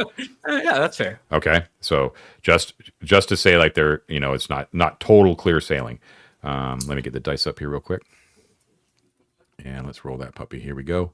All right, here we go. D20, don't want a 1. 8. All right. An 18. You are good to go. 18. That's weird. You know, it would be. I rolled it. I rolled it. Sorry. Oh, you rolled it. Okay, Yeah, okay, sorry, okay. We're double good. Is it that silenced mouse like ran through the common room right during the middle of a conversation, and just like everybody was talking, and then suddenly, Yeah. But this was the middle of the hell? night. They would be sleeping. Random stranger stopped snoring for 2 seconds while he ran past. Can I just real quick? Can you repeat the contents of the note again? Okay. The wind laughs. Your fears are misplaced. Look not to trim candles, but beneath your own feet. Signed, The Wind. Okay. Yeah. Okay. Good stuff. Got it. I also, when I get back, Anwar was helping me. So I go to Mort's bunk. Mm-hmm. Yeah. And I take a pair of shoes out of the bag, the same ones that he was wearing, but they're just 1/2 size too small. Mm-hmm. And I replace his shoes with the ones that are just a little bit too small. That's fucked up, man. That's fucked up. Just a 1/2 size. So cruel. Goblins don't wear shoes. So there. All right. And All right, Avaricios, you go to bed, and the thoughts in your head are just dancing around. You dream of sugar plum fairies throughout the rest of the night. You're very, very, very pleased with yourself. No more so than the sound of what wakes you up in the morning, which is the grumblings of a very irritated goblin. And who says, I don't know. You got a new pair of shoes in that sack, man. These don't fit. I don't think the sack works with shoes. It's a weird thing. Come on, it produces delicious sandwiches. It'll give me some shoes. Give me something to fit. Shoes are exotic, man. I reach in and I pull out a pair of shoes that's a 1/2 size too big. Sons of bitches. You're like unfortunately, I can't repeat. It doesn't work. If I try to do it again, it's not going to work. You're like that guy in the car who just pulls ahead every time someone tries to open the door to get in. What's taking you so long? All right, cool. Well done. All right, well executed. So you did that late at night, so there doesn't seem to be any immediate ramifications of that you notice amongst the people the next morning. Did you do that the first night, on the night of the 25th? No, that I had to do it like the one of the last nights because I wanted to watch the pattern. Oh, okay, right. Fair enough. Yeah, okay. So, yeah, you might have to wait until the next time you return to the inn from your delve to see what exactly happened with that. But it went out without a hitch, so you'll have to see how the innkeepers or the stable hands take it. I'm sure it's fine. I'm sure everything's fine. It'll be totally cool. It's gonna work. It's gonna work perfectly. Any other schemes you have in mind, or anything you want to purchase here at the inn before you? Oh. Yes, there was some purchase. So the other thing that we've been talking about a lot is the management of all of our stuff, right? Like we have a significant stash. We do not want to be dragging it into the dungeon with us. That's just dumb. Mm-hmm. So our plan is there are some merchants at the end. We're hoping to buy a chest that we can store our goods, and we want to leave that in the room, guarded by a couple of our trustworthy retainers that will not be joining us on the next delve. Okay, so you have a choice between a small and a large wooden chest. However, the item of note which requires the purchase of a large one is of course the disco ball. But if you buy a large wooden chest, I'm just going to rule that you can store the ball and everything else that you want in there, that they will guard it. So the large chest costs 5. However, there is a 150% markup by the merchants because they can. So what is that? That's a half gold. Say again, Ted. Sorry. 12.5 gold. 12.5 gold. Okay. We will also buy a nice new lock for it at a cost of 50 gold with the same markup. Yes. Mm-hmm. Yep. And I think we'll browbeat them into giving us a spare key on that one. That'll work. Yep. And then I believe we talked about moving everything from the stash out buried under the rocks at the other tower and putting it in here. So maybe we buy the chest like the first night, and then the second night somebody can go out invisibly and grab all the stuff from the stash, kind of thing. Does that make sense? Do we want to go invisible, or do we just want to go out together since we're, for safety? For our lunch break, we go out and have a little picnic and go out and come back with all our stuff. Sure, why not? Yeah, right. Because we're not going to use that spot anymore, so it doesn't matter if anybody. Yeah. Okay, so I'm going to switch this over to Owlbear and just show the maps of the ruins of Arden Vul. So their stash, correct me if I'm wrong, is here. Yes, that is correct. Okay, so that's fine. You could totally do that without a hitch. The stash is still there. No one has gone through it. There doesn't appear to be any signs of anyone that has attempted to been sniffing around, right? Maybe some wild creatures, but nothing. No sentient beings. Okay, but related to it, you remember too that there was the other tower, the ruined tower on the western side as well. This is like the Rivergate Towers. There is something that's related to that you actually happen to overhear on one of the nights. I would actually say that Avaricios would probably be the most likely to hear this because you're actually kind of not hanging out inside the inn. You're kind of like on those nights when you're kind of looking at patterns, you're sort of like probably like leaning against like a door jamb and just sort of maybe having a smoke or something like that and kind of watching people like do their thing, right?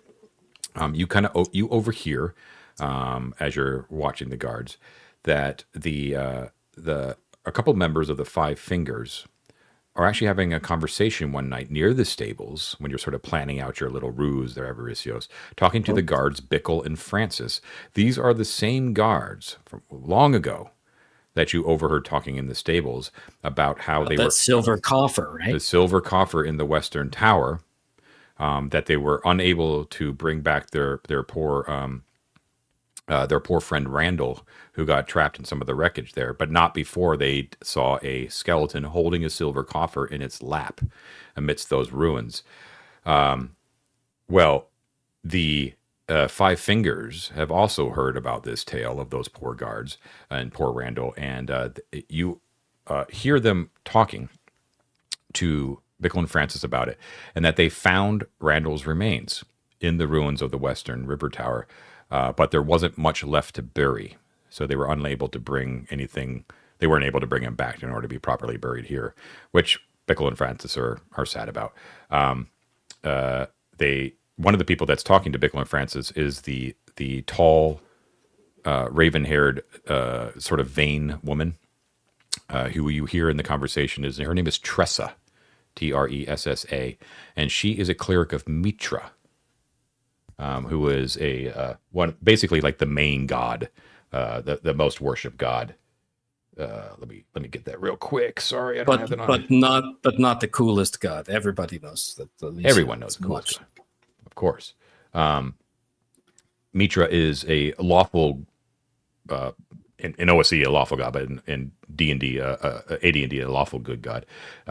Justice, contracts, defenders, oaths, humanitarian impulses. So it's actually like a really good compassionate god, which does not align with like the way that that Tressa actually presents herself, which is kind of interesting. Anyways, point being, Tressa was able to say a few words of blessing over the remains of Randall at the time.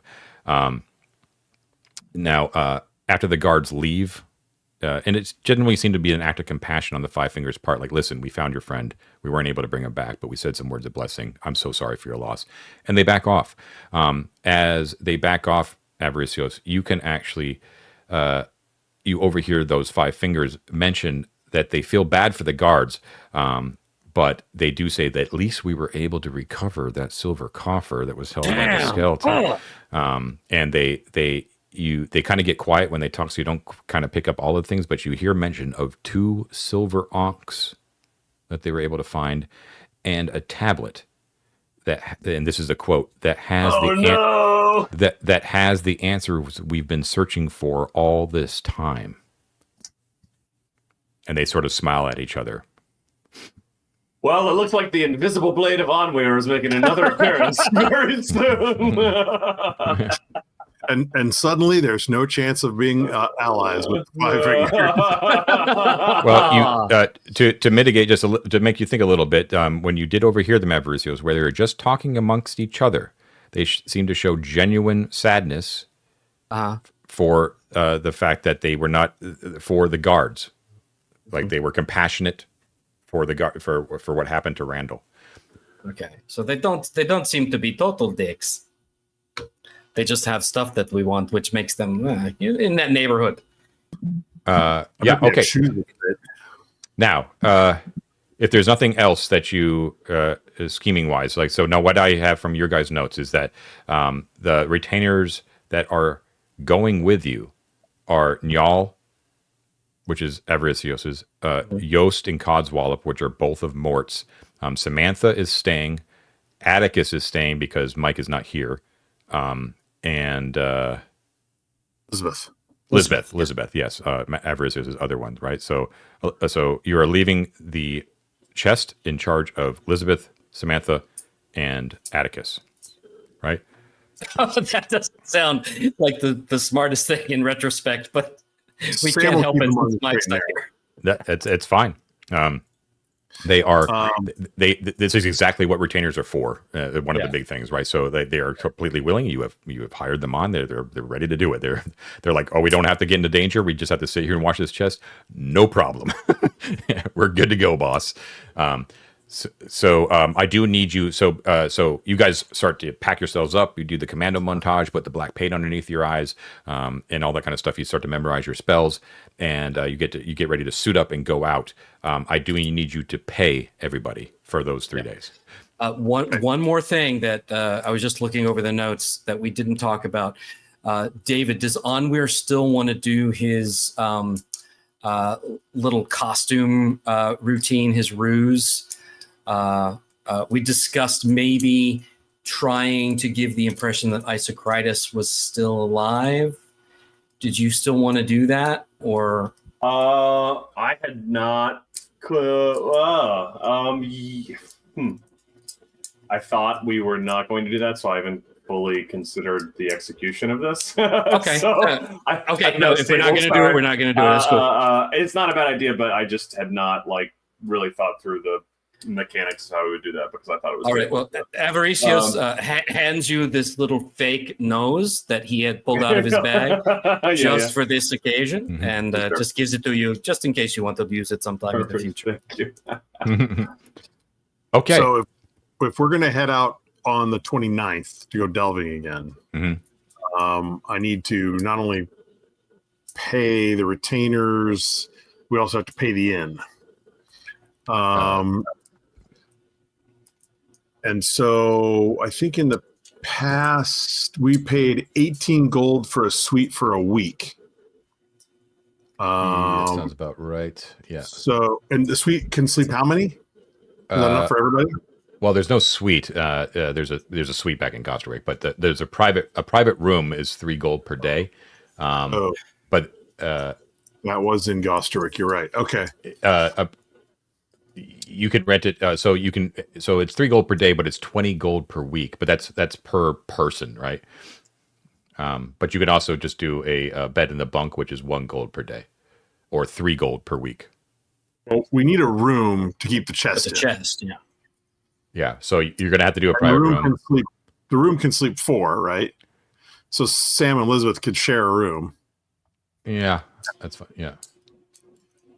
So it's 3 gold per day. So it depends on if you want to. If you think you're going to be there on the Dell for a week, then you'll save money by paying 20. We should do that because we can prepay, and if we get back early, we can do it another time. Use the credit another time. Okay, so 20 gold for a week. All right. If you want to feed everybody, it's 2 silver per person. Okay, everybody's got to eat. Yeah, for a simple meal, right? So you have like 10 people in the party when everyone's together. Yep. Okay, so that would be 2 gold. That's 2 gold. 2 gold per day for meals until you leave. Right. So that's the 20. So you're going to do the 25th, the 26th, the 27th, and the 28th. So that's 8 gold for meals. Okay. And then if you want to pay for a week's worth of meals for the retainers that are going to be guarding the chest while you're gone, right? That would be, what is that, 3 retainers, right? Yeah. So that's 6 SP per day. 6 SP times 7 would be 42 SP, which is 4.2 gold for meals. If All I right, got that I'm right. gonna give him. I'll give him five gold, and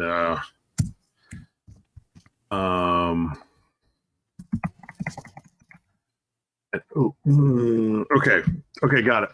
Bookkeeping. Keep it You all said you loved it, so there you go. I do. I have I've got quite an expense spreadsheet here. We definitely need to bring back some more cash, though, guys. Uh-oh. We are getting a little low. It's low. Are you telling me our like 37 retainers are coming to a crater? Yeah, go figure. Guess it's time for a ruby throne. I guess so. Turns out paying a workforce. Who knew? Yeah, who knew exactly? Paying It's a not so workforce much what that, they're due. We're running low. It's that I like a larger buffer. A large, gotcha. Okay, thinking big picture. I like it. Okay, Yeah, so you got yeah, that. You got the 20 gold for the week, and then you got the 4.2 for the week of meals, right? You got it, and then the 8 gold. Got the meals, the week of meals for. Okay, so this is for 3 retainers for a week, and then the other one was everyone for 4 days. Yep. And then there's a room. Everyone. Okay, I think we're set up. Okay, Yeah. and then with the renegotiation of terms, you owe wages to everyone for the 26th, the 27th, and the 28th. So 3 days worth of wages for everybody. Okay. Right. Which is 8 gold pieces per day for 3 days. 8. You're paying 2 gold for each retainer, right? Yeah. There are 4 that get paid. They're all getting paid. Niall doesn't get paid. Yost doesn't get paid. Oh, I'm sorry. You're right. Absolutely. Yep. Elizabeth, Codswallop, Atticus, and Samantha get 2 gold pieces a day. That's 8 per day. Yep. For 3 days. Mm. So that's 8, 24. Oops, got to put a minus on that.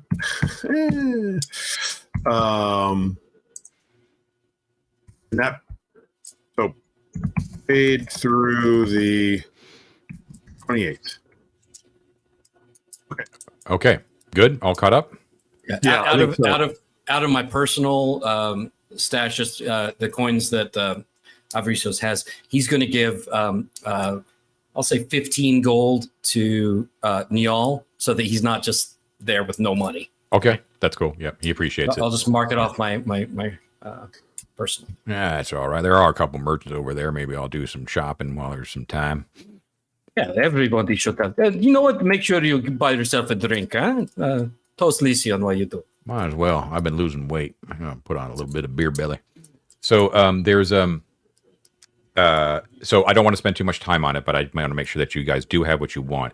Are you outfitted according to what you want? There are peddlers here that it's going to charge a lot, but if you need more adventuring gear, now is the time. Do you have what you need? We have torches, we have oil, lanterns, rope, pythons, Spikes? spikes. I got a hammer, tinderbox, Yeah. spare shield, spare helmet. I got some food. All right. You guys are ready. I think my guys are ready. Maybe not as perfectly ready as we could be, but we're trying to be able to move. Yeah. It's the great dilemma, right? Yep, that's fine. Okay, we'll just go with it. I assume that you guys are smart enough to know that what you got and you were ready to go, and you would have told me. Okay, so there is last thing we need to know on the morning of the 29th. First thing we need to do is what the weather is. This chart that the viewers are seeing, but the players are not, is actually the new revised weather charts from the upcoming Kickstarter of Dolmenwood, which is going to be dropping soon. And these have been rearranged. There's actually some more variety in the spring chart now. Ah. Ooh. Ooh. Who wants to roll the weather? I feel like it's a TED tradition, isn't it? Well, ever since I nearly froze to death, yeah. Oh, those days long by. That's a callback. It's still a 2d6 roll, so go ahead and roll. I'm ready. Okay, I'm rolling 2d6, and I got a 10, John. This is a new entry. It's not that exciting, but it's new. It's a dry and baking day. Oh. Huh. Yes. Oh, you should bring some muffins. It'll be good. Yeah. You always want to leave on baking day. I'll put some pork on your pauldrons there, and you can. There you go. So you get everything together. You got loaded for bear. You wave goodbye to Kronos and Estelle. They're still like in a tizzy. The Five Fingers sort of just watch you with smiles as you leave, and they're like, "Good luck, good luck." That's right. Wadger tells you, waves goodbye. That's right. And you head out. Last thing before you head out, I need to know what spells Onweir and Avaricios. I get to say Onweir now, isn't that as well? Oh. What our two spellcasters have memorized. I'll go first. Give David more chance to think. What have I prepared? I've prepared according to with our new death rules in mind. I'm preparing Cure Light Wounds 2 times.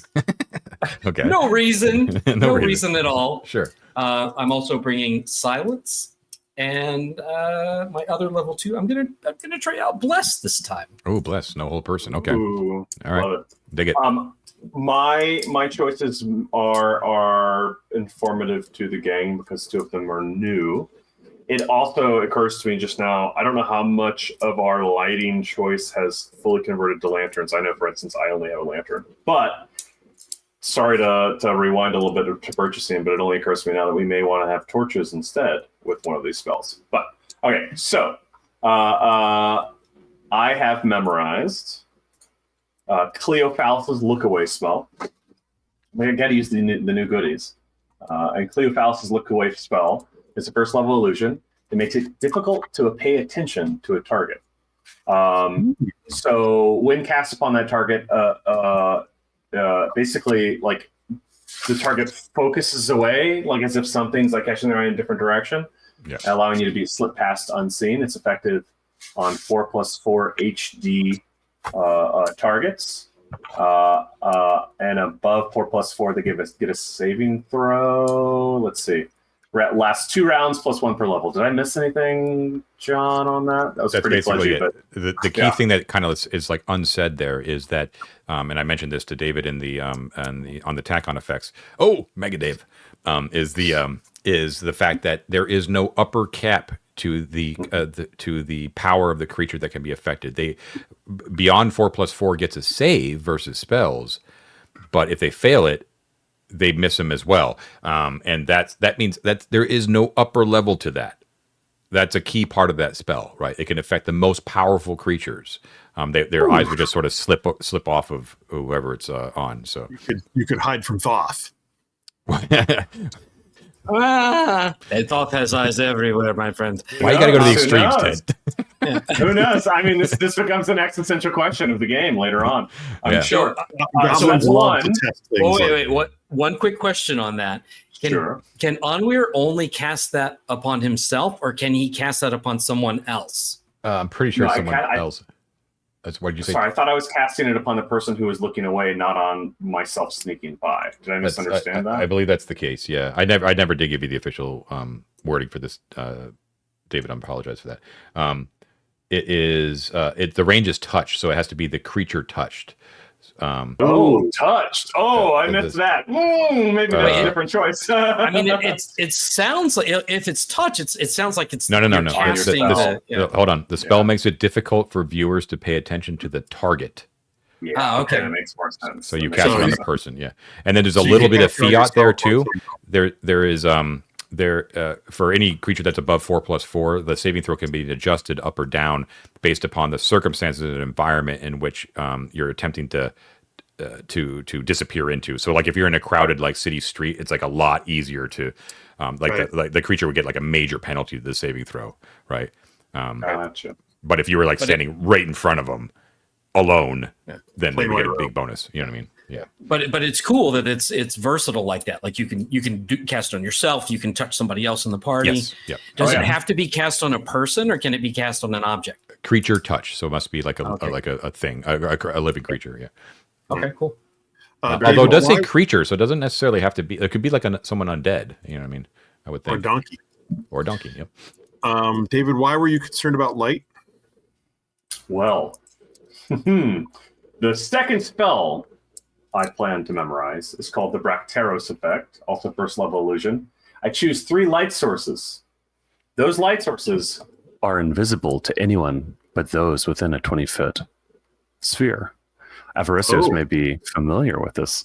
So it's normal for those carrying it within, but it's masked outside of the radius. It lasts 1 to 3 hours plus 1 hour per level. So if we're carrying it's light source, not torches, so we could do this on a lantern. Oh, that's great. Turns out. Yeah. So But if we want to have essentially a black light lantern, I have a spell for that now. 3 of them, in fact, but it can What's that? it can affect multiple light sources at one time.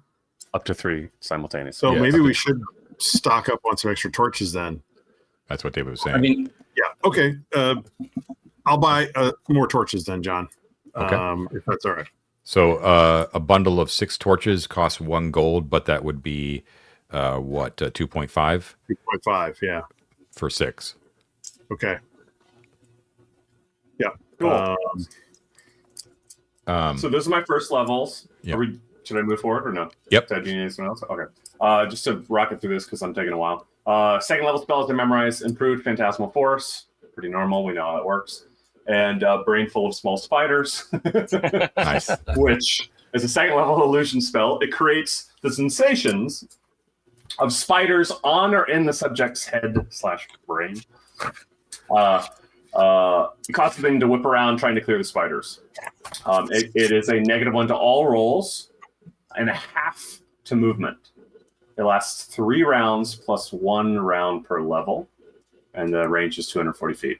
So it's a pretty darn good disabling spell. I would One say. thing that's important that you're going to like about David that I didn't give to you is that the area of effect of this spell is 1 creature per level up to 5. So you can affect 4 creatures with this. And the range that's a lot of is spiders. the range is fucking awesome on this one. It's 240 feet. So you can do it way far away without needing So that seems like. Go ahead. You can affect most of the 5 fingers. There you go. Yep. Yeah. So yeah, I mean, given we're trying to delve back down, I picked things that seemed like good emergency levers for us in Plunger Town. Love But that's it. Cool. And are you bringing any scrolls with you? That's an important question. I have a scroll case, so I'm bringing all the scrolls with me. All the scrolls are with you. Okay. Good Yeah. to know. All right. Okay. So you are loaded for bear. You are ready, and you head out. Now, tell us what your goal is. Where are you going? Okay, so we talked a lot about this. So while we think that Garrelad is kind of on the ropes, trying to figure out what's going on with his library, with his with people raiding, we know one thing, that he was paranoid about the entrance that we learned about from the somewhat crazy dwarf that we were in prison with, right? His name was Guelph. Guelph. Of course, Yep. my friend Guelph. Mhm. But he had talked about an entrance through these same caverns that Garrelad seems concerned about, that was off to the west, I believe, underneath like an arena. A gladiatorial school. Yeah, that's what I meant. And so yeah, our plan to continue to kind of harass Garrelad and to possibly try to get some information about like what is he hiding in those caverns, or why is he so interested in there. So we have possibly a bargaining chip or something to use. So we're going to try to go down to the bridges so that we have a safe crossing, pass over, and go out to the west to try to find this gladiatorial school and find our way down there. Amazing. Okay. I love it. So you, if we were switching over to Owlbear here, as all of you out there can see, so they're going to have to head west, and the issue here is that it's quite far away. The gladiatorial school is actually off the map, So it's let me take a look at my own secret map. Going off map, boys. Yeah, so it's somewhere like around here-ish. Okay. No, I'm sorry. Sorry. Actually, it's more like right at the edge, right around here, a little bit beyond this. Oh, that's too bad. We won't get to see the giant letters in the ground. Yeah. Okay. Now the Why do Swift we- River. I'm sorry, Ted. Go ahead. So the city wall there, we have a tower circled in red. Is that the one where the Setites were seen? They were seen. Yeah. Well, you're assuming they are Setites. You don't We know. are They seem to be assuming that's robed scholars that have of some sort that have recently begun fortifying that tower. Have Right. been seen talking to Isocritus. Right. And also have been seen talking to the Five Fingers of Destiny. As you know. They have also been seen moving. They've been moving easterly, like towards the pyramid. And they, strangely enough, they have also been sighted actually moving south towards Crestornisterest. You know, the Dragon's Tower. Yeah. If that's all, folks. Now, the And Swift wait, River is aptly named. It cannot be crossed up here, right? So you know from your previous explorations before you decided to actually delve into the halls via the pyramid that the river on its main channel is uncrossable, but it continues its uncrossable state on the left bank across where the donjon was, right here. It is a little bit more navigable on the eastern bank. Okay. But there is no actual crossing point. But you think that it might be swimmable if you weren't wearing armor. Still a chance. It's not that exactly ideal. But there's bridges. There are bridges. Now, so there is a sundered bridge here. This Right. bridge here, which you've actually gone across, goes only to this island, but there is Right. no bridge off of it. So there are the obvious choice. The quickest route basically would be to go over these bridges here. So, Okay. so going upstream will not find us a fording position and with any reasonable distance. Not within any. That's correct. Yeah, exactly. Okay. Didn't we learn that there was a boat, an accessible boat within the river though, near the end? I remember asking ages ago. Was that a mistake? No, there was a boat in that little lake, I thought. No, I was asking about a boat specifically to traverse all of this back and forth to the elevator ages ago. If there's not, there's not. It's fine. There is- Okay. Yeah, there is no usable No boat boat. here. No boat. Yeah, yeah. Go. Can we pull one out of the sack? A folding canoe or something. I reach into the boat and into the sack, and I pull out a little boat like this big. Yep. I put it in the river and wave goodbye. Oh, we got Mega David. Mega There we Dave. Mega David. I need to figure out how to trigger this. So what I was trying to say, what? No.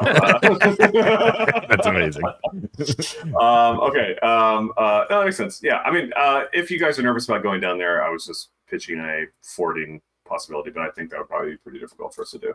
Okay, I'm so marrying why don't timber. we end the session with you telling me what exactly your route is going to be? Well, I say we follow the river, and it'll give us an opportunity to check out if we could just sort of see what the status of the Dalton's entrance is and our secret hidden entrance and some other things we've seen or been to. We'll just see what's happening, if there's been any changes or someone's been poking around, and then And then take the cross the two bridge. bridges. Yeah, Okay, so that's what I'm proposing. What do you guys think? Yeah. Follow the river. I would definitely like to look. Just take it. We're not going in, right? But we can definitely take a peek to see if our our camouflage is still in Exactly. place over by Yeah. our secret entrance. Yeah. At Which we could least. still just do that one instead of the Garrelad thing. Okay, so we're going to ignore Ted for the moment, but the question is, the other option obviously is the obvious route, which is the route that you've been taking, which is to, but not as the crow flies, but safer, is to go, to the guards at the tower, go down the boulevard, hit the pyramid, and then cut directly across to the bridges that way.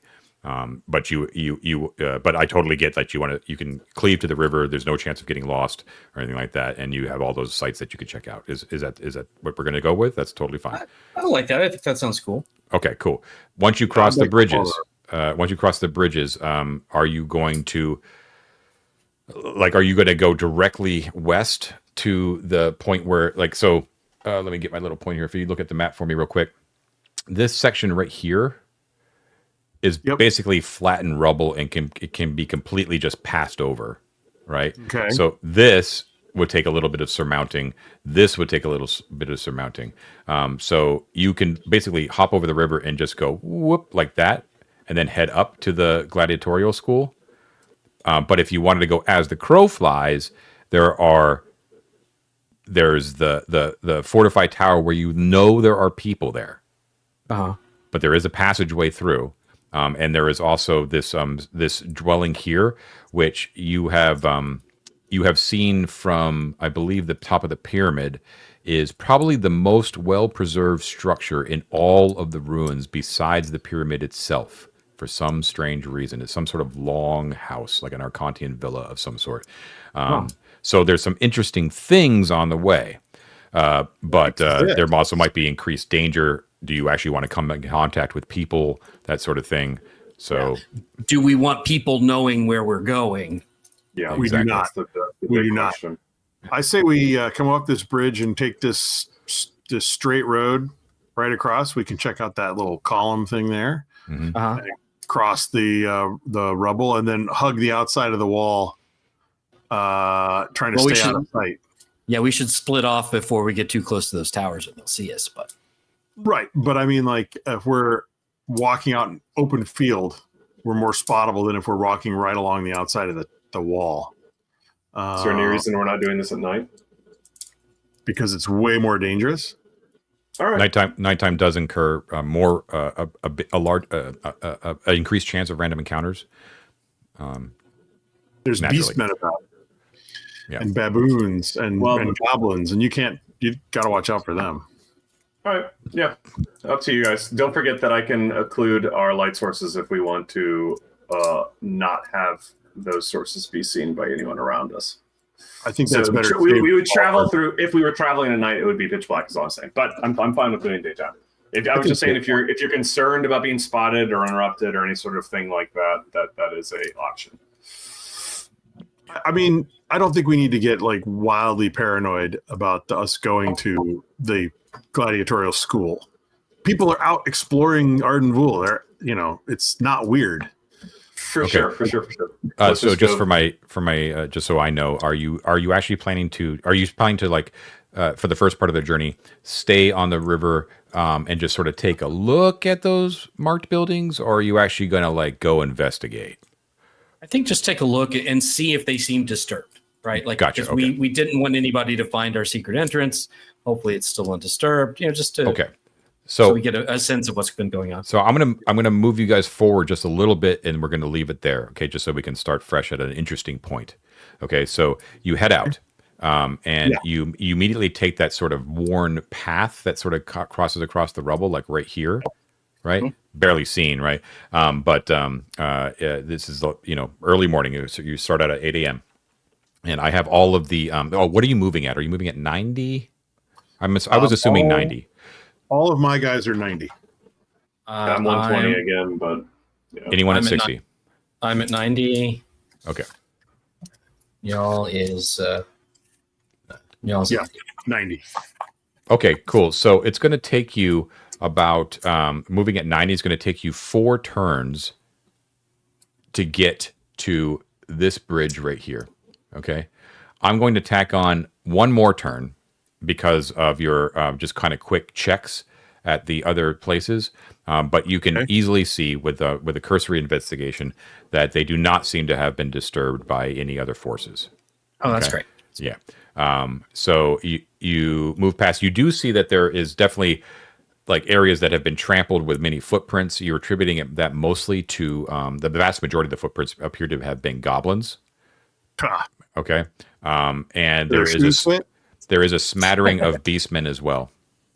And so we're going to pick it up that you are actually able to stay along the river, and you make your way down. You kind of look eerily over at the ruins of the donjon on its massive river. And then past the palace itself, where Varger met his end from the plant up on the balcony. R.I.P. R.I.P. Yes, and very Have close. we martyred him yet? Is he a saint? He did save the party. Don't forget, everyone. It's true. Yes, He only lived because Barger killed himself. Saint Varger does have a ring to it. I'm kidding. Yeah. So saying a quick word in remembrance over Varger is where you approach the bridge and the ruins of the colossal statue of Arden that once used to stand there. We'll pick it up with a reminder of what that looks like and possible investigation that you might want to have over there. Awesome. So Right on. yeah, Amazing. we'll pick it up there. So that was, what did I say, 5 turns? So that's going to be, Yeah. we'll pick it up around 9 a.m. ish. Okay, that's sort of That where we're sounds at great. this time on the 29th of Ligarios, 9 a.m. Okay, got a lot of stuff done. Well, you learned a Amazing. lot. You learned a lot. We'll put it that way. That was awesome. Yeah. So yeah, that was great. Good session again, guys. Thank you so much. Everyone, you've been watching 3D6 Down the Line. Please don't forget to like and subscribe. Please spread the word. Let us know if you liked our new segments, the Delve Detoxes, the Attack on Effects, and if you want to see more of that, any thoughts you might have about that sort of stuff, please let us know and what you thought about this episode as well. Spread the word, please. In the meantime, have a great week, and we will see you next time. Have a great night. Bye. Bye. Thanks, John. Thank you, John. Thank you. Thanks, John.